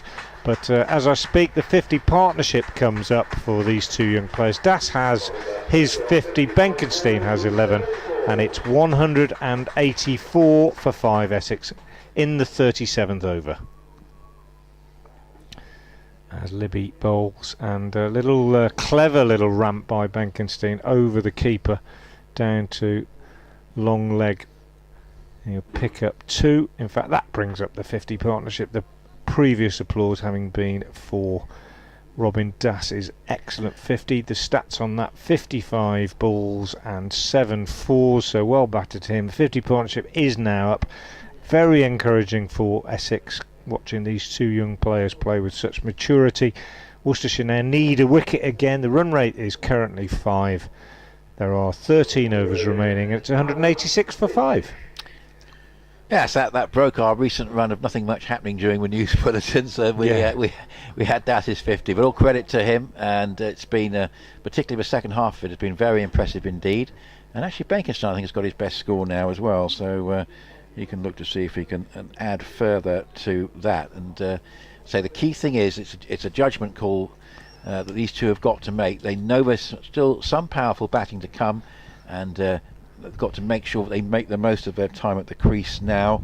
There's still 5 wickets in hand and just 13 overs left in proceedings. Here is start of a new over, which is going to be sent down by Finch. Now it's pushed up into the offside. Quick shot of the stumps. That would have been close actually if it had hit, because I don't think Das was particularly grounding his bat. There have been a couple of close run-out calls other than the run-out that Brown was out to, but that would have been pretty sharp as well. And it was a quick single for Das, but he could have been very close if that throw had hit. 51 from 56 to him, and Benkenstein back on strike with 13. So here is Finch again. Straight approach. Bowls over the wicket. That just takes the pad, I think, and runs down towards fine leg. Keeper will intervene to stop fine leg having to come all the way up to field it. And there's going to be one leg by to the total. So not only Das, but Benkenstein, the rather more modest achievement of getting up to his personal best, which actually was 10. He's got 11 runs in total. 10. He scored a 10 and a 1 in his 3 previous games. So maybe he can make a sizable contribution as well. 188 for 5, and this is an attempted forcing shot down the ground by Das, but I think it in the end goes down towards short third man, and gets down to the other end. It is off the bat, so he has 2 singles in the over. 52 to him, Benkenstein 13, and 189 for 5. Partnership taking shape.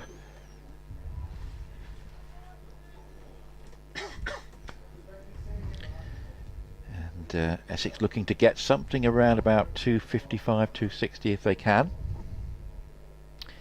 Here's Finch again, bowls. That's played defensively up towards mid-on, and there's no run. So keeping it pretty tight, no boundaries being conceded at this point. A tight over. But so Essex just be conscious of making sure they keep that scoreboard ticking over as much as they can. Interesting email from Bill Joel in Chelmsford. Billy Joel? Well, that's what he must be called, if that is his real name. As this is delivery going down the leg side, and it is signalled as a wide. And 189 for 5, but maybe he likes Bill Joel just the way it is. And I don't know what that is. He'll tell us anyway. Yeah. And 190 for 5. Yes, quite a big fan of late 70s Billy Joel. His next one from Finch, and that's driven away back down the pitch. But the point Bill is making is about the scheduling of the Ashes for next year, because I've seen a couple of conflicting stories. On the Future Tours programme, it shows it as running through to early August, or this first half of August, but there has been a report I've seen saying it will end at the end of July, which is ridiculous. And that's obviously with the 100 in mind in August. So I'd like to think, Bill, because I've seen a couple of contradictory things on this, that the Ashes will run until probably mid-August. And I'll tell you why the ECB will be thinking about that, as Finch bowls, and that's just played round the corner down towards deep square leg for a single to Benkenstein. You've actually alluded to it. It's to keep August clear for the 100, but they realise, I think, that this year the 100, 2 weeks of 100 as a build-up to a Test series against South Africa doesn't really work. So get the Ashes out of the way.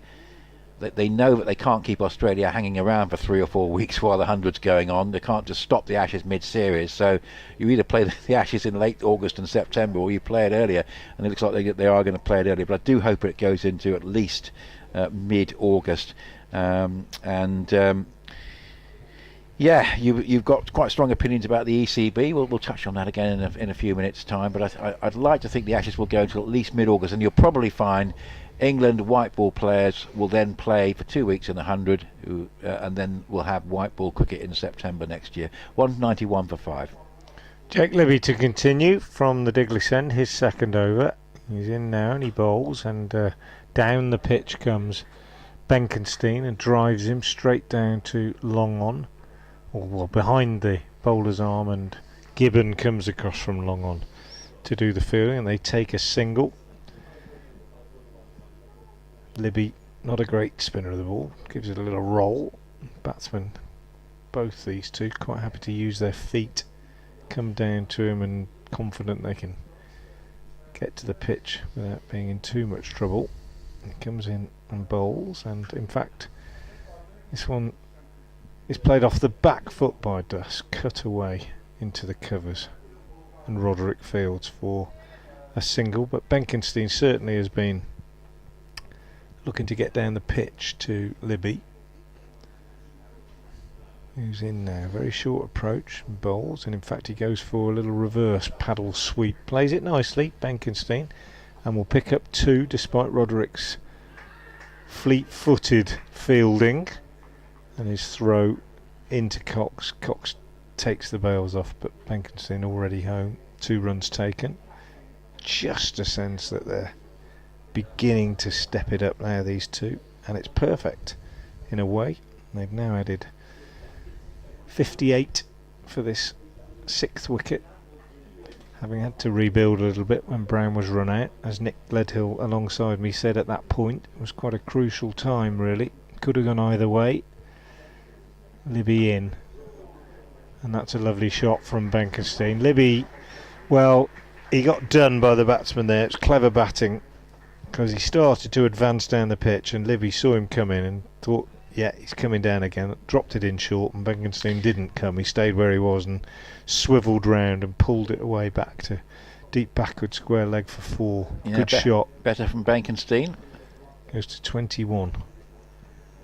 In comes Libby, and short again and pulled away again by Benkenstein over mid-wicket this time. He'll only get 2 this time as Henry Cullen comes round the boundary to do the fielding, but productive over so far for Essex, and the 200 is up in the 39th. It's probably looking at more than 250 now then, really, you would think. 201 for 5, 10 left after this, 11 left after this delivery, which is dropped at short mid-wicket by Taylor Cornell.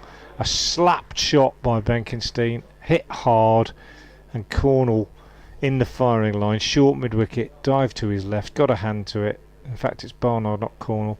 Beg your pardon, doing him a disservice. Sorry, Taylor. And Benkenstein survives, keeps the strike. Sorry, was it Das or Benkenstein? I can't remember. It looks like it might have been Das actually, because he's kept the strike. Yeah. Anyway, it was hit in the air, and Barnard diving to his left, got a hand to it, but he's had an injury, a hand injury as well recently, and he was unable to hold on to that. It was Benkenstein, and they didn't take a run. That's what happened. Yeah. So he saved a single. I thought they might have scampered through for a single, but they didn't. So sharp chance to Barnard. Yeah. He's annoyed himself he didn't get it. Well, he is, because he's such a good fielder. End of the over. 201 for 5, 11 left. Yeah, here is start of the new over from Finch at 201 for 5. A bit more cloud cover now than perhaps earlier, as that's just played again up towards mid-wicket, but no forecast of rain, I'm pleased to say. Yeah, actually, Bill's point, we're having a look at the Future Tours programme, which is really the key thing, than what's actually been published by the ICC, and it does show the Ashes finishing at the end of July, and that's just too early. Clearly an idea of the England players being available for the whole of the 100, and then let's hope 1 or 2 of them say they'd like a rest, thank you very much, like of course Ben Stokes did this year, as this is hit away in the it's a good shot down the ground for 4, clubbed away, and he's looking in fine touch now. Is Das. That was hit with some power over mid-on and away for 4 down in front of us, and this is turning into a dazzling innings. He's got 57 from 60 balls, 205 for 5, and the second half of this innings has really been very, very impressive indeed. That was just in the slot, wasn't it, as they say when they draw that line on TV and say slot, and you always think, where is it? Just where the arc of the bat comes through and you hit it on the up, and that was just murdered, wasn't it? So here is Finch again, and that's another big hit, but it could be, it's going to fall just 1 bounce short of deep square leg. I thought it might carry for the time being, but it didn't have quite enough weight on it to go straight to deep square leg. But Das now trying to be as aggressive as possible, and he's really playing a fine hand. 58 from 61. This situation, Nick, here where you've got a young bowler bowling at 2 batsmen who are looking to accelerate, is where when you watch the shorter forms of the game, you see the real skills of the bowlers who can not go the distance towards the end, As that's the delivery which attempted reverse lap, and it goes through without any shot being any connection to Cox. Those the top death bowlers, if you like, or middle overs bowlers even, who that tremendous skill to see what the batsman's trying to do and vary it, bowl confident variations, not just Yorkers, wide Yorkers, slow bounces, but to have the confidence to do that. Whereas the inexperienced bowlers like Finch here, more likely to just keep bowling the same delivery. Ball. Benkenstein on strike, played that reverse lap, or attempted reverse lap to the previous ball. Here he hits it uppishly but safe, over backward point, down towards third man. They're going to come back for a second run on the throw. This is going to be tight again, but it's in the end quite good running. And these two have really started to motor, and Benkenstein has joined Das, almost been inspired by Das after a very quiet start. I think he had 3 from 16 balls at one point, but now 25 from 37 looks much better. And 208 for 5. This has been a very impressive partnership when Innings was at a crossroads at 135 for 5. These two have put on now, 73? And this could be a match-winning partnership for Essex, this. Here is Finch bowling, and that's just played defensively up towards short mid-wicket, and there is no run. So Bill, that's a good point you've made about that end of July, and we'll see if that happens. It does seem far too early for the Ashes to end. 5 tests against Australia, 1 against Ireland in early June next year, so obviously it's going to be all tests in June and July. Looks like the 100 in August with no international cricket, and then white ball international cricket in September. And my prediction is we'll see a lot more of that in future seasons, because the ECB can use the 100 as an excuse to have white ball players using that as preparation for international matches in September. 208 for 5, Das 58 and Benkenstein 25. Libby's 2 overs then, and he's decided that was enough, and he's brought Ed Barnard back at the Diglis end. Barnard, the pick of the Worcestershire bowlers so far in terms of economy, I would say. 7 overs, 1 maiden, no wickets for 27. Libby's 2 overs cost 15. Pennington 8 overs, 1 for 31. Gibbons 7 overs, 1 for 43. Barnard in, bowls, and this is smashed for 4 through the covers by Das, just bottom-handed. It's not a classical off drive. It's not got the high left elbow, etc. But it was very full, and he's just pummeled it. It was a cracking shot through extra cover for 4. He goes to 62 just to finish those bowling figures. Tongue 8 overs, no maidens, 2 for 41. Great to see him back. And Adam Finch 8 overs, no maidens, no wicket for 46. When that 5th wicket went down, that was when I said about Worcestershire keeping their grip around the neck of the victim, as this one is run down to third man for a single. Slower ball from Barnard, or keeping your foot on the throat, or whatever simile you want to use, but metaphor I should say you want to use, but well, you wouldn't say they have let them off the hook, but they haven't managed to press home the advantage that they were given at that point. Barnard in, bowls, and that's 4 more as Benkenstein gives himself room. Gets a bit lucky because he wasn't intending it to go that far, and he was cutting it, but he edged it through the vacant slip area down to the boundary. And whereas we were talking about 250, we're now looking at something quite significantly more than that. And 290 maybe. 275, 280 will be daunting for Worcestershire, given the relative inexperience of their batting lineup. Here's Barnard in again to bowl, and this one smashed down the ground. It's not going to carry to Ben Gibbon at long on. 1 bounce to him, but Benkenstein setting his stall out now, beginning to really press the accelerator. Impressive stuff from these 2 young players, it must be said. Benkenstein now 30 off 40, Das 63 at a runner ball, and a very, very useful partnership. And I'm full of admiration for the way they've put it together, actually. Here's Barnard in again and bowls, and this one's heaved away on the leg side, and he is caught right on the boundary by Henry Cullen. Good catch for the young man. He's a wicketkeeper by trade.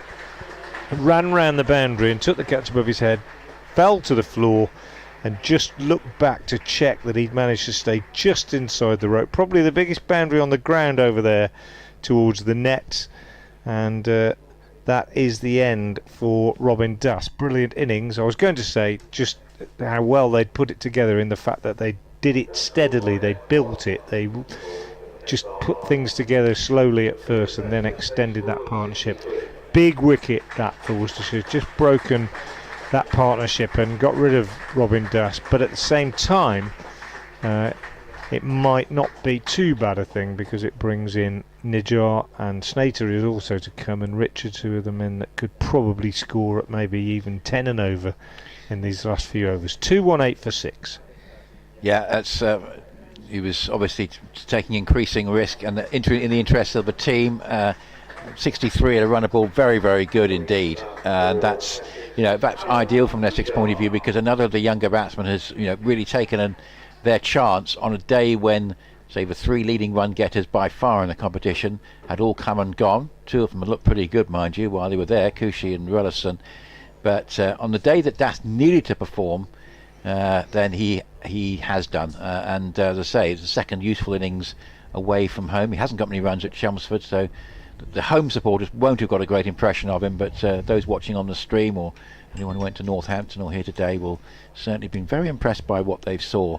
And it's one thing that Essex are really getting out of this competition is the development of the younger batsmen, and Das can very much be added to for this. Benkenstein, as I say, after a very quiet start, has really come into his own.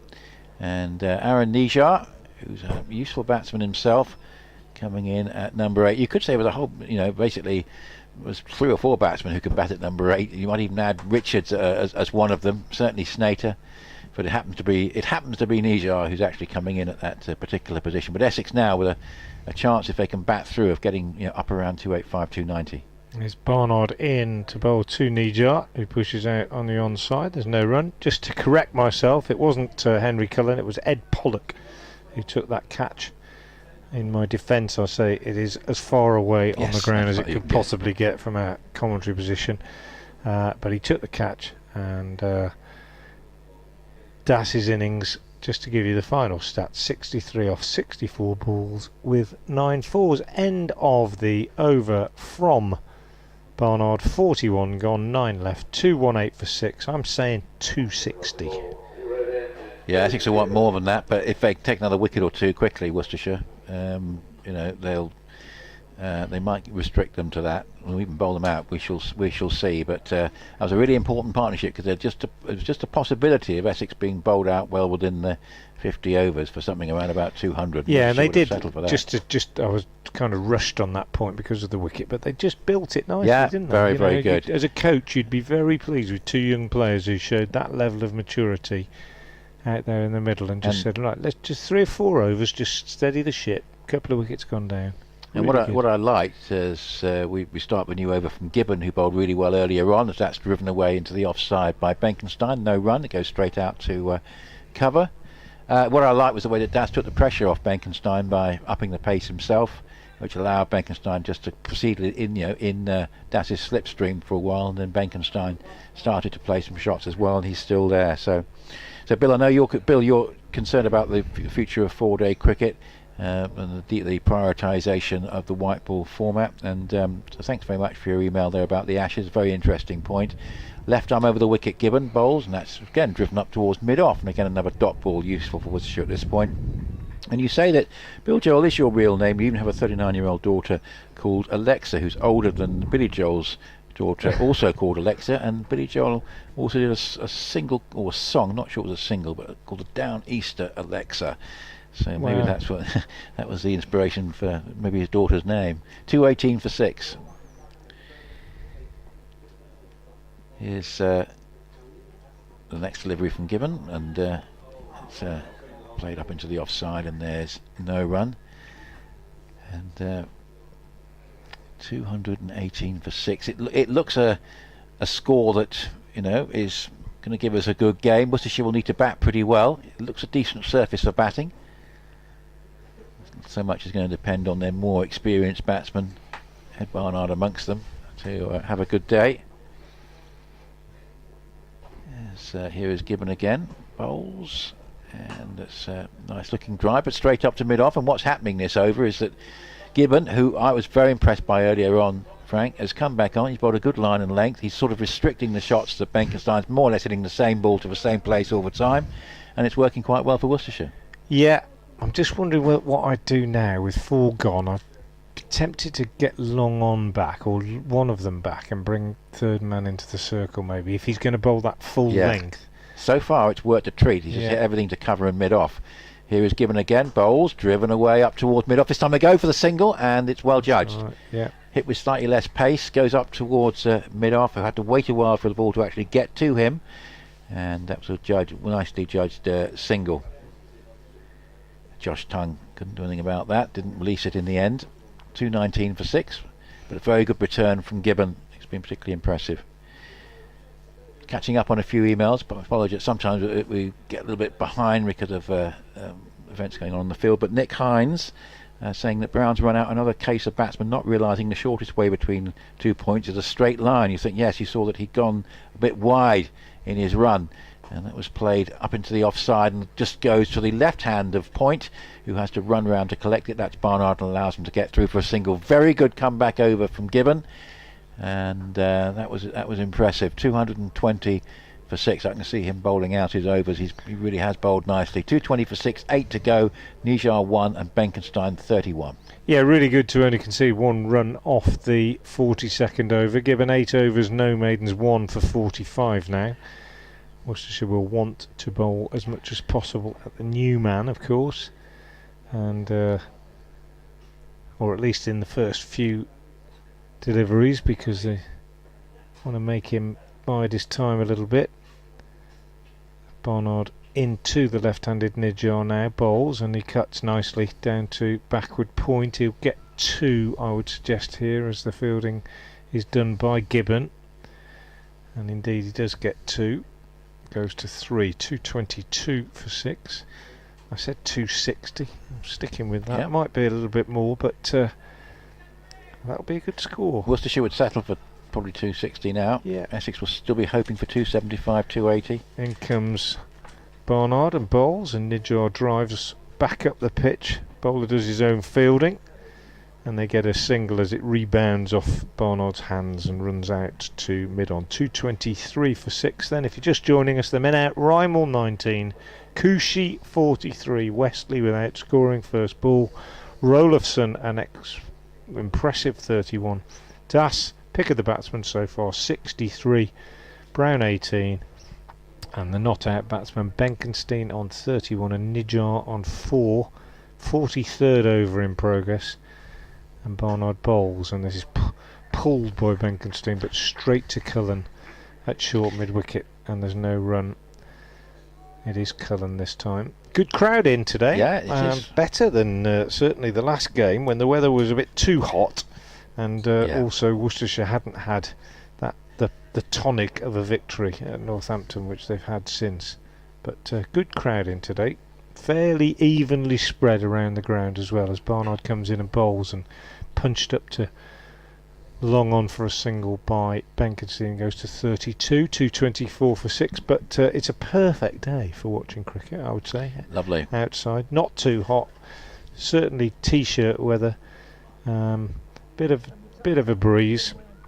Update for FM listeners coming soon, as we have just 7.5 overs left. As Barnard is in and bowls, pushed out on the offside by Nijar, and there's no run. Come to us very early. We've got a radio programme playing in our ears at the moment, which is... Are we due? We're due an update in a cup. Well, it's a bit early, I would say, but never mind. We might have to cope with it for a few minutes. In comes Barnard again and bowls, and Nijar drives off the back foot. Fielded by Libby in the covers, and there's no run. End of the over. 224 for 6. 43 overs have gone, and I'm still sticking with my prediction of 260. But a wicket or two, and that could easily change as Ben Gibbon prepares to bowl his 9th over from the New Road end.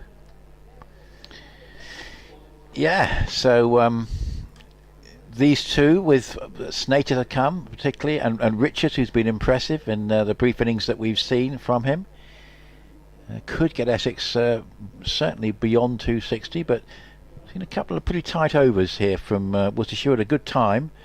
I say Gibbon particularly impressive, left arm seamer, so it looks to have quite a big future to me on this evidence. This is hit uppishly but safe over backward point and down towards the wide third man boundary. That was a complete miscue, and they've managed to get back for a couple of runs, but the man at backward point, and it's Barnard, just threw his hands up in exasperation because he knew, but basically the bowler had got the better of the batsman there, and he was very fortunate to sky it Benkenstein away for a couple of runs.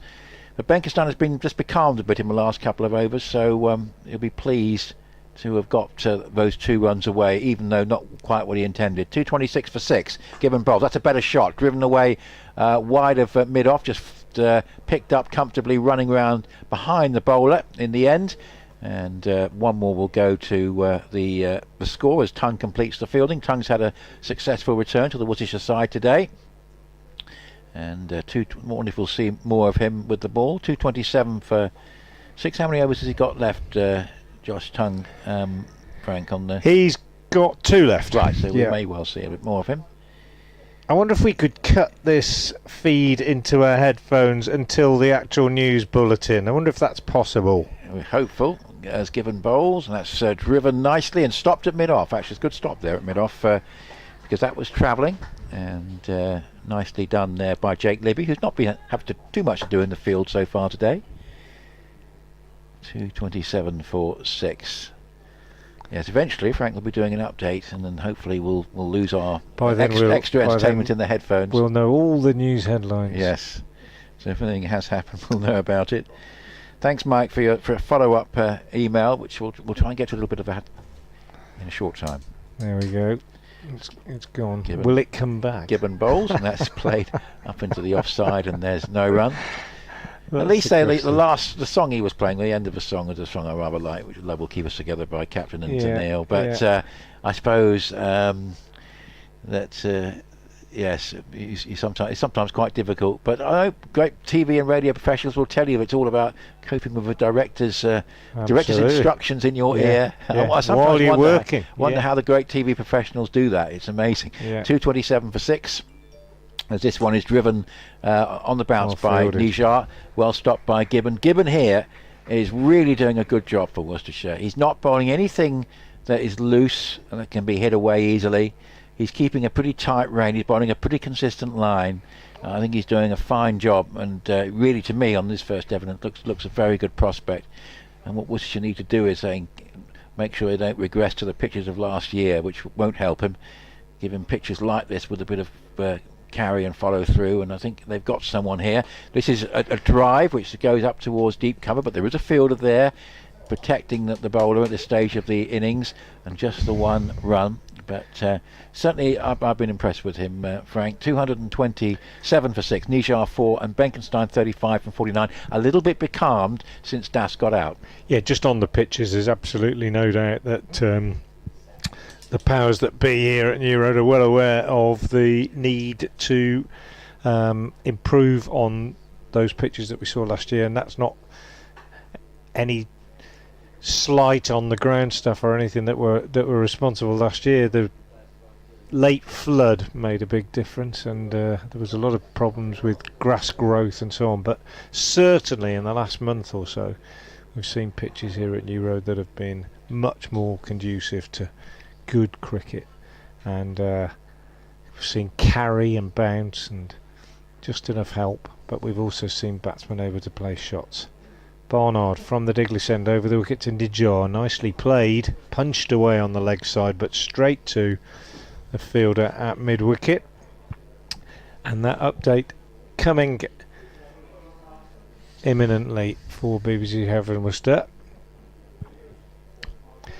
Well, just 6 overs left in the Essex innings after they were put into bat, and they are nicely placed at 228 for 6 there. That said, Worcestershire have bowled pretty well, particularly in the last few overs, and they've picked up wickets at regular intervals throughout the innings. Top score so far, Robin Das, who made 63 off 64 balls. Good news for Worcestershire, Josh Tongue's return to the side, and he's picked up a couple of wickets. So honours fairly even. Worcestershire can expect to be chasing something in excess of 250. 6 overs left. Essex 229 for 6. As a single is taken by Nijar, and Barnard is in and bowls to the right-handed Benkenstein, who slaps it. Flat batted shot really up to long off, fielded there by Pennington, and they take a single. Single's not a great concern for Worcestershire at this stage. I think they'd settle for 255, 260 now, to be honest with you. What they don't want to do is see a flurry such as they did at Wantage Road the other day, when I think 26 runs came off 1 over at one stage. Certainly won't want that to happen. As Barnard is in and bowls to Nijar, who's pulling a shortish ball up to long on for a single. But as I say, single's okay, as any captain will tell you in the last few overs of a white ball innings. 231 for 6. Interesting this, since Das got out, so we're looking at 218 for 6. 2 runs off the 42nd over, 4 off the 43rd, 4 off the 44th, and just 3 off the 45th so far. As Barnard is in and bowls a good Yorker, which is driven by Benkenstein up to long on, and again just the one. Can he get out of the over without conceding a boundary, Barnard? This is always so crucial. Strung together a series of really good overs here, Worcestershire, at a very important time. Last ball of the over coming. Field spreading. He's got to go full, I would say, with fine leg and third man up inside the circle. He's in, he bowls, in fact, just back of a length, but a slower ball, cleverly disguised, and Nijar doesn't quite time it as he looks to pull it away on the leg side, and they only get a single. So another really good over from Ed Barnard there. His figures, 10 overs, he's finished 10 overs, 1 maiden, 1 for 45. That's pretty good, and he's been used in 3 different spells and done a really good job for his captain. Ben Gibbon has 1 left, so he's going to finish now, and then it'll be a case of finding 2 overs from probably, I would think, Pennington and Tongue, because it was Finch that got savaged a little bit the other day at Wantage Road. Yeah, as you say, Finch perhaps just a little bit guilty of bowling the same ball rather than adapting, as I'm sure he will do when he gets more experience in the death overs. But here's a very impressive Gibbon for the last time. 233 for 6. Left arm over the wicket, good pace, bowls, and that's played by Nijar, steered away towards backward points. So this succession of good overs from Worcestershire since the dismissal of Das, I think really keeping them in the game here. And that was a good call by Frank for 260, because I thought Essex were going to get more than that. They may yet, but at the moment they're being relatively becalmed, and the boundaries have stopped since Das got out. Thanks again to Mike, talking about the fact that you were a student in Shropshire between 1990 and 1994, playing for Newport Cricket Club along the way, and you had loyal supporters of both Newport and Worcestershire. As this one is clubbed away, and it'll go for 4, much needed by Nijar in the slot, and got hold of it, cleared the man at extra cover, and he actually got quite a lot of bat on that, and it was needed from an Essex point of view. He goes to 12. It's 237 for 6, the first boundary for a while. Yeah, Newport Cricket Club in Shropshire, know it. And yeah, he says lovely place to play cricket, wonderful pitch and set up. He may even received an invitation to play by post on one occasion. As this is clubbed away again off the back foot. This is down towards deep mid wicket. This is going to be the 1 run, yeah, and you say that up until recently that had formed the process of selection, being informed by post. You say yeah, I can remember that. I can remember my first club. You'd get a little postcard through on about Thursday. You have been selected to play for the third 11 at so and so. And he said Mickey Davison was probably the best player he played with. And do you recall him at all, Frank? No. So there we go. It was an honest answer from Frank. as Gibbon bowls, and that's hit. Oh, that's a good shot from Benkenstein, who's been becalmed, but he got one there. It was back of a length, and he slammed it straight past the bowler for 4. Risk of a caught and bowl, but he hit it hard enough for basically the bowler not to be able to react in his follow through and crack that down the ground. This is a much better over for Essex, and Gibbon finally coming to grief in his last over after bowling so well. And that one just in the slot and played very well by Benkenstein. He goes into the 40s. No, I used to play for the Worcestershire Cricket Association against Shropshire quite regularly, actually, and that was in the 80s. And I remember some of those Shropshire players like Steve Gale and Ed Barnard's dad, Andy, and a chap called Joe Smith, and the Fosters, and quite a Shrewsbury connection. Richard Tudor was another one I remember, but I might be just a few years later. As Gibbon bowls again, and that's uppish. Oh, Miscue would have gone straight to a sort of a short fine leg, but very well bowled. Good comeback from Gibbon, dug that one in, and he wasn't really there for the shot, Benkenstein, but got away with it. Got a single, goes to 42. Carolyn on the email saying, yeah, the Ashes definitely in June and July because the Australians are in South Africa for an ODI series in August.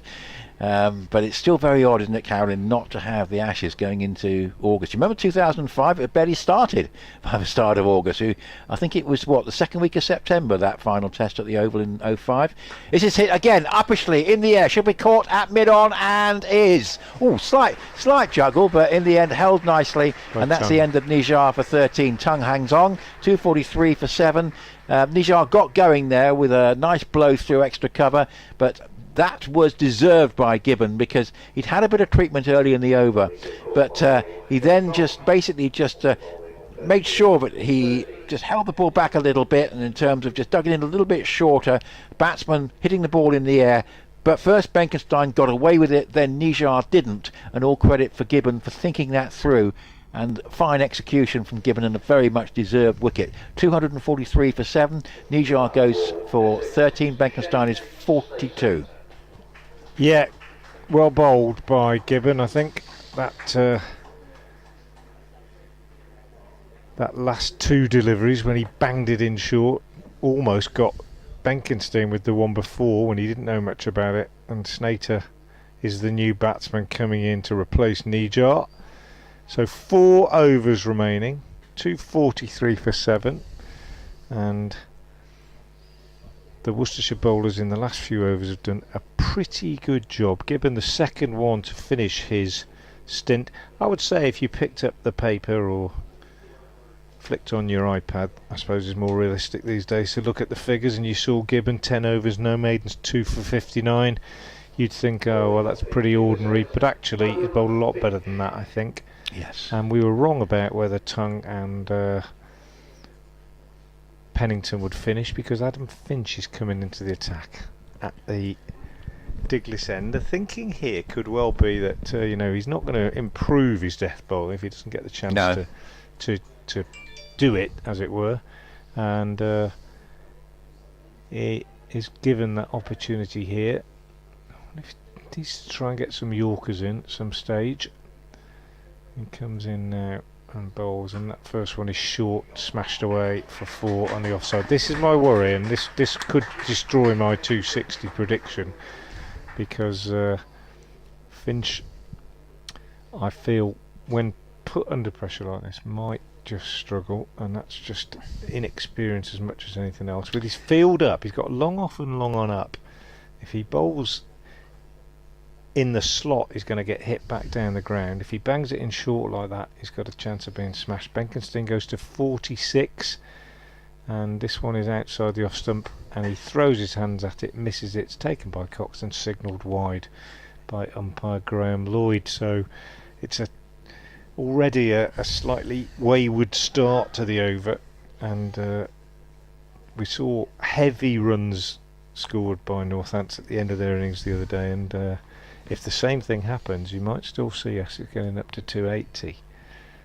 Whereas, and the good work of Gibbon and Barnard and so on being undone. Finch bowls, and this one is smashed down the ground. It's short again, and it's 4 more. That's his 50. And that's his 50, and it's come off 55 deliveries and it has included 6 fours. Well, even if Essex don't get out of this group, I'll tell you what, they've got an awful lot out of this 50-over competition. Here we've got a lad, 17-year-old, who's taken 6 wickets in 1 innings with his leg breaks, and now he's done nothing with the bat up to this point, and now at a crucial time he gets his first list day 50 to follow in the footsteps of Robin Das. And all told, Essex will be delighted with the progress these youngsters have made in this 50-over competition. Well, he waits now. Finch is in again, bowls, and he tries a little scoop shot, which he misses on this occasion. It's a dot. 17 years old. It's pretty amazing, isn't it? The maturity that he's shown today, I think. But he's paced it well. He's a slip of a lad as well, isn't he? He's hit the ball quite hard, timed it well, and just accelerated at the right time. And in fact, it's interesting, the stats on his 50, because they're almost identical to those of Robin Das, aren't they? 55 balls for the 50. Good stuff from the youngster. Finch in again, bowls short, and Benkenstein is on the back foot, looking to pull this. Gets a bottom toe ender on it really, and squirts it up to mid-on and goes through for a single. Had to hurry. Might have been struggling if Pennington's throw at the stumps had hit, but it didn't. So what have we got? 20 deliveries left in the innings, and it's 253 for 7. And on the subject of the other man's grass is always greener, because it's certainly greener here than at Chelmsford. Chris Ashley says, over towards the boundary, the grass looks in much better condition than by the wicket. Yeah, it looks absolutely superb out there to the right, and there's no doubt about that. Well, I can tell you a bit about it. As Finch is in and bowls, and this one is driven off the back foot by Snater up to mid-off.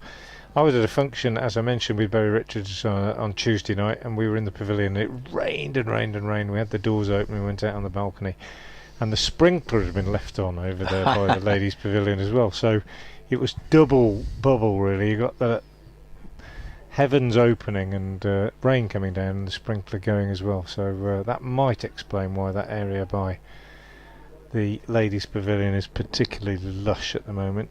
But as I say, there's also this grass moisture retention spray, which apparently has been used. Here comes Finch again, and this one's short and heaved away on the leg side by Benkenstein, and that is 4 more runs up to long on. Sadly, we are seeing a repeat of what we saw at Northampton the other day in that over, and the end of the 47th over, and it cost 15 runs, which is not ideal at this stage. 258 for 7. My prediction has been spoiled. Yeah, I wonder if he'll bowl the one remaining over that he could bowl. I think he's got one to go, hasn't he? So I think if he does, it's a clear statement that they're saying, you know, we've got to nail this. You've got to, you've got to be given the chance. Yeah.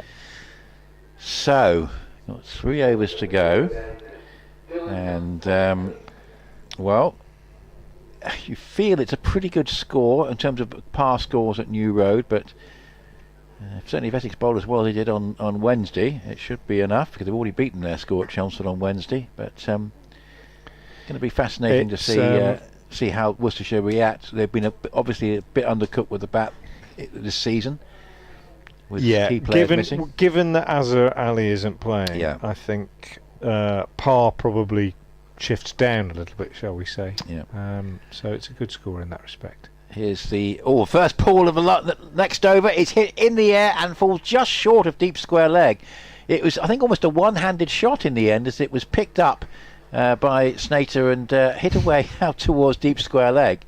That was a very eccentric shot indeed, and I thought there was a chance of a fielder there coming in for a catch, but Gareth Roderick never quite got to it. It never really went that high, did it? That was the problem I think Roderick had. It's strange.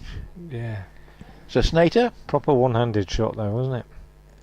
Snater and Benkenstein at the crease. So Snater can obviously do some damage in the last few overs. 259 for 7. Snater 2 from 2. Benkenstein 55 from 58. And we've got 2 overs and 5 balls to go. And here is Pennington bowls, and that's hit uppishly. Now this could be caught by any one of 2 or 3 people. Bowler's chasing after it and takes it. Well taken. Don't rely on the rest, do the job yourself. And it literally could have been taken by 2 or 3, that one, but skied up into the air, and 2 fielders converging alongside the bowler, and in the end the catch taken. It was swirling in the air. Took a long time to come down, but very well taken in the end, and that's the end of a fine innings, really, from Benkenstein. 259 for 8, and as I say, we've got. The question is that we've got sort of some pretty useful contributions down the list for Essex. You know, Cushy and Benkenstein and Das. No major ones. It's just a question of whether someone on the Worcestershire side can play the major innings that could yet win the game. 259 for 8, and once again the question mark about whether Essex can bat out their overs, but they've got 16 balls to go, 2 wickets left. Snater and Jamal Richards, who's impressed with his batting cameos. He's got a short time at the crease, and these 2 potentially could do quite a lot of damage if it comes off. It's another one where you imagine somebody flicking their phone on, just have a look at the cricket scores. Oh, there we go. Benkenstein caught and bowled Pennington. You think, oh yeah, probably just chipped a catch back to the bowler. In fact, that's a really good catch. Partly, I think, I've been under 1 or 2 like that, where you know there are other fielders around, and you're kind of wondering whether one of them is going to come or not. There was a kind of agreement in the end that it was going to be Pennington's, that one. But it was coming slightly over his shoulder as well. It wasn't easy by any means. Now here is Pennington, this 48th over bowls, and a big swing from Richards. Oh, bowled, yeah. It's actually taken the off stump. And he really did have a heave at that. He may have just needed to give himself a ball or 2 to get accustomed. Well, I've missed the best of Richards. I've missed those knocks he's played at Chelmsford, and I'm sure he's batted a lot better than that. First baller of the innings. Yeah, indeed. And he just took a big swing at that, and I'm afraid it went through, and I think it's hit. Well, actually, it hit middle and leg in the end. He's backed away, tried to crack it through the covers. Just needed to give himself a sighter or 2 there, did Richards. So unfortunately, Jamal Richards has not emulated Barry or indeed Viv, who we mentioned briefly, both of whom would have disowned that. Although of course Viv was typical. What he would do is back and way outside the leg stump and crack the ball away over extra cover. But his namesake there didn't quite manage to do what Viv often managed to pull off. 259 for 9, and now Essex might not bat out their overs. Pennington 3 for 32 now off 8.3, and well, it's nice to see him get a little bit of reward in terms of the figures for how he bowled at the beginning, because I thought he bowled really well in the first 3 or 4 overs, didn't he? Went past the bat a few times. But nobody's bowled really badly. Finch has been the most expensive. 9 overs, no maidens, no wicket for 61, but it's a decent score. It's not, 10 years ago you'd have thought it was a really good score, 50 over game, but the boundaries are shorter these days, the bats are bigger, the pitch is a pretty good one, and as you say, Nick, if one person gets a big one, a couple of decent partnerships, so we're on a hat trick here, aren't we? Yeah, we are on a hat trick. 259 for 9. Round the wicket to the left-handed Toole. Ray Toole has come in the last couple of games. Done pretty well with the ball. Haven't seen too much of his batting. How many players in this Essex side were born in South Africa? Rulofson, Benkenstein, Toole, Snater? Was he Zimbabwean, Snater? Was he South African? It's quite interesting, isn't it? I'll look that one up just to be. Now here's the hat-trick ball. It's Pennington bowling, and it's a nice drive actually, which is he almost gets a wicket by deflecting the ball onto the stumps that were not striker's end. Couldn't get it with. He doesn't, but it was a good attempt there by Pennington. The hat-trick ball didn't work because it was driven nicely. But there was always a chance there as he deflected the ball towards the stumps that it might have been the case of Snater being out of his ground, but he wasn't. But it's still turning out to be a very good 48th over and a perfect sort of antidote to that expensive 47th over that we just saw. Yes, Snater's born in Zimbabwe. Yeah, 259 for 9. Play and a miss outside the off stump from Toole. So looking forward to seeing Toole bowl. It's Obviously, a few of these players I've not seen live before, and looking forward to seeing how he can get on. And, Left arm coming in- seamer, isn't he? Yeah, coming in basically for Jamie Porter. And Jamie Porter is, I think, recovering from his injury, but not quite fit enough yet to come back into the side. Is Sam Cook playing in the 100? Yeah, but you're not playing many Yeah. games in the 100. That's the problem. And this is a delivery which Toole is happy to play defensively back down the pitch. What a fine over! What a fine over that was from Dylan Pennington. And 48th over of the innings. And Snater 2, Toole no score. Couple of wickets, 2:59 for 9, 2 overs to go. Thanks for all the emails so far. One or two that have just been sent in. What we'll do is we'll do those in the early part of the Worcestershire innings. But many thanks for those of you who've been in touch so far. And what we will do is just check on the scores of those other key games just in the next few minutes before we take our mid-innings break. Yeah, I'll do that during this over, which is being bowled by Adam Finch. So clearly there's a decision to keep him going, and I admire that. He comes in now and bowls, and that's uppercut down to third man for 4 by Snater. So it's going to be a little bit expensive at the end of this over, Finch, but they've decided to keep him going. Snater goes to 6, 263 for 9 in those other games. Then at Canterbury, Yorkshire against Kent. I'll just update this. It looks a bit as though it might be a bit behind to me, that one. It's been raining at Canterbury. Oh, that might be it then. Just having a look. Lost my scorecards now. Latest I got on there is 226 for 3. Yeah, Just no, lost a that's ahead couple of of wickets. Yeah, I've got that now. In comes Finch again, and Snater hits this up to mid on no run. So yeah, Yorkshire 226 for 3, having been put into bat. At Radlett, Middlesex 327 for 3 off in 47th over against Warwickshire, who chose to bowl. Neath, Hampshire 228 for 9 against Glamorgan, who chose to bowl. At the Oval, Surrey 292 for 9 they made in their innings. Can Finch again and bowls, and Snater smashes him over long off 4-1 bounce. So it's all going a bit horribly wrong at the end of the innings as far as Worcestershire are concerned here. 267 for 9. Snater goes to 10. And final one at Blackpool, Northants. You said they were on for a big one. They didn't quite get the 400 you suggested they might, Nick. 370 for 4. But as you say, Blackpool fairly small and a quick scoring ground. And the other game between Sussex and Somerset didn't start till 2 o'clock at Taunton. And the 5th over there, Sussex are 27 for 1. Here we go. Finch bowls to Snater, takes him on the pad. The ball goes away down the leg side. Easy leg by if they want it, but Snater says no. I'll keep the strike. I fancy this. 3 balls left in the over. He fancies finding the boundary a couple more times, and maybe Ray Toole is one of the few genuine tail-enders left in the Worcestershire game. have got to try and make sure that Snater's not on strike for the start of the last over. That'll be one of the things they need to look at in these next 2 deliveries. 267 for 9. 10 balls left in the innings. Finch from the Diglis end bowls. Better delivery from him, and Snater pushes it up to mid-off, and they take 1 this time.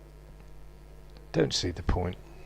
Don't take 1 on the 3rd, but take 1 on the 4th. Doesn't quite make sense. Oh, the 5th one. It's the 5th, yeah. Yeah, 5th one. No, maybe then. Maybe 5th one. Fair enough. Yeah. So 1 ball They didn't left. block that single, Worcester. I was slightly surprised because... But they don't, I suppose you've got it's all percentages, isn't They it? don't really care whether he gets a single now, do they?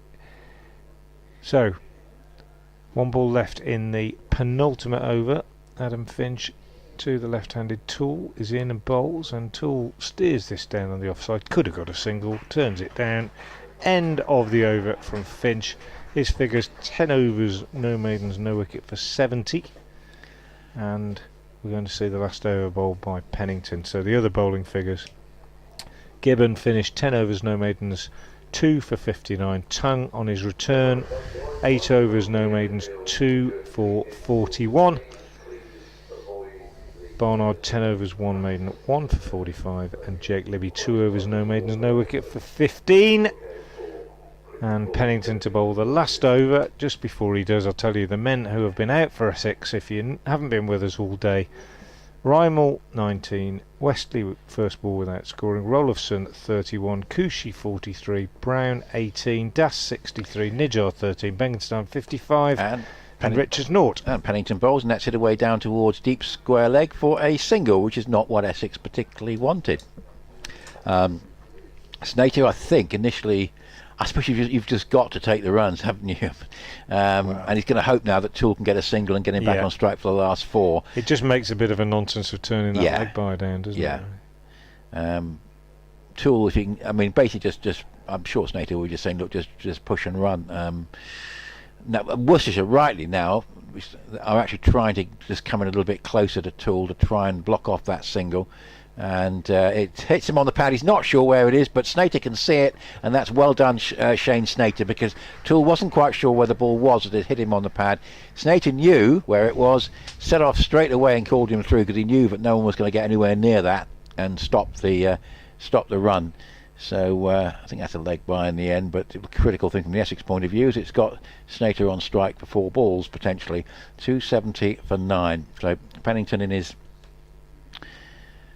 what will be his last over, the last of the innings, has bowled very impressively, 3 for 33 in 9 overs, and it's really been an excellent performance from him. 2 wickets to Gibbon, 2 to Tongue, both of whom bowled very well. And Pennington bowls, and that's a good delivery, which beats the attempted pull from Snater. Clever change of pace, I think. Slower. Unusual for Pennington, but really took the pace off that one. Yeah, Snater was through the shot too early, and that was very well bowled. So one thing that Finch has got to try and learn from the others about how to do that, and plenty of time for him to do that. But there's been an interesting contrast between some of the more experienced Worcestershire bowlers and Finch in terms of the variations. Taking the whole 3.5 hours to bowl these overs of Worcestershire. And this is driven away nicely. It should be stopped at mid-off. No, it's not going to be. It's a perfect piece of placement.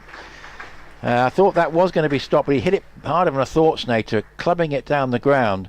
And in the end, an attempt to get across to field that from Jake Lee, but he never quite got there, running around behind the bowler's arm from long on, just behind mid-off. He couldn't get there. And in the end, the perfect placement really was the key for Snater, who goes to 16 from 10. Scoreboard appears to have had a bit of a power failure, but I can just about see it there. It's gone quite, maybe it's just a light. It is, yeah. 274 for 9. That's a wide outside the leg stump.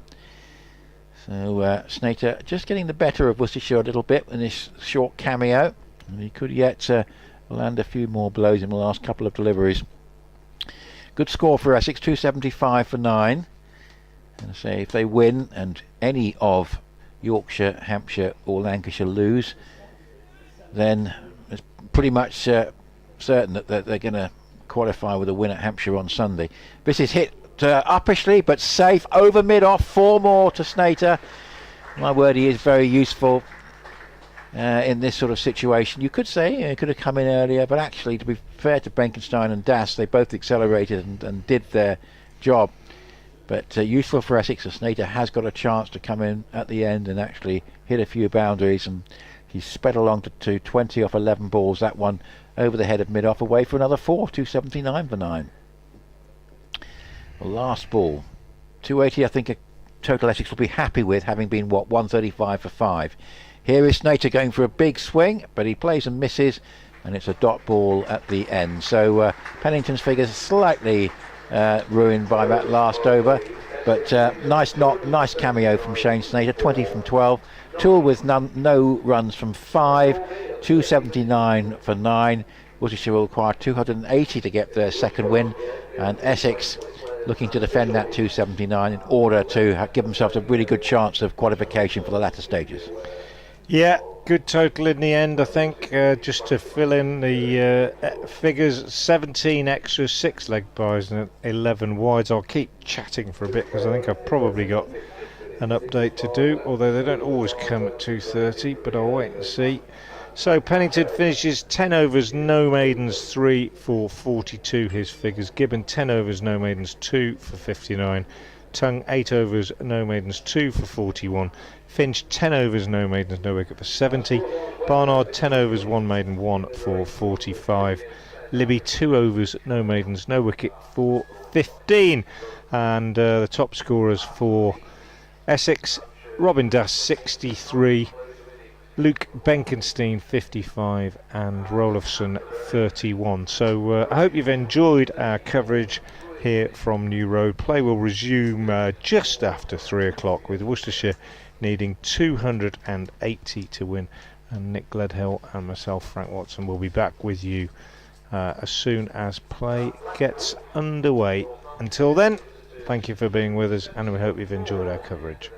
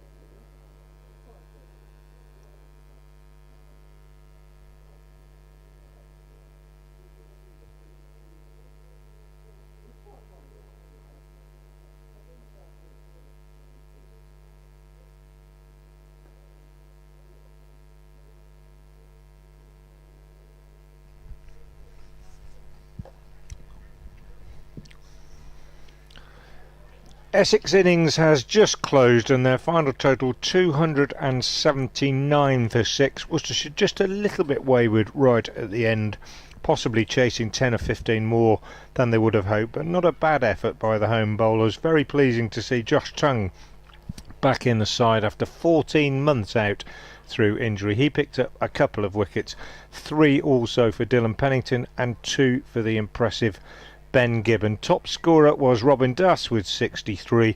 Essex 279 for 6 then. Worcestershire will need 280 to win when their innings begins shortly after 3 o'clock.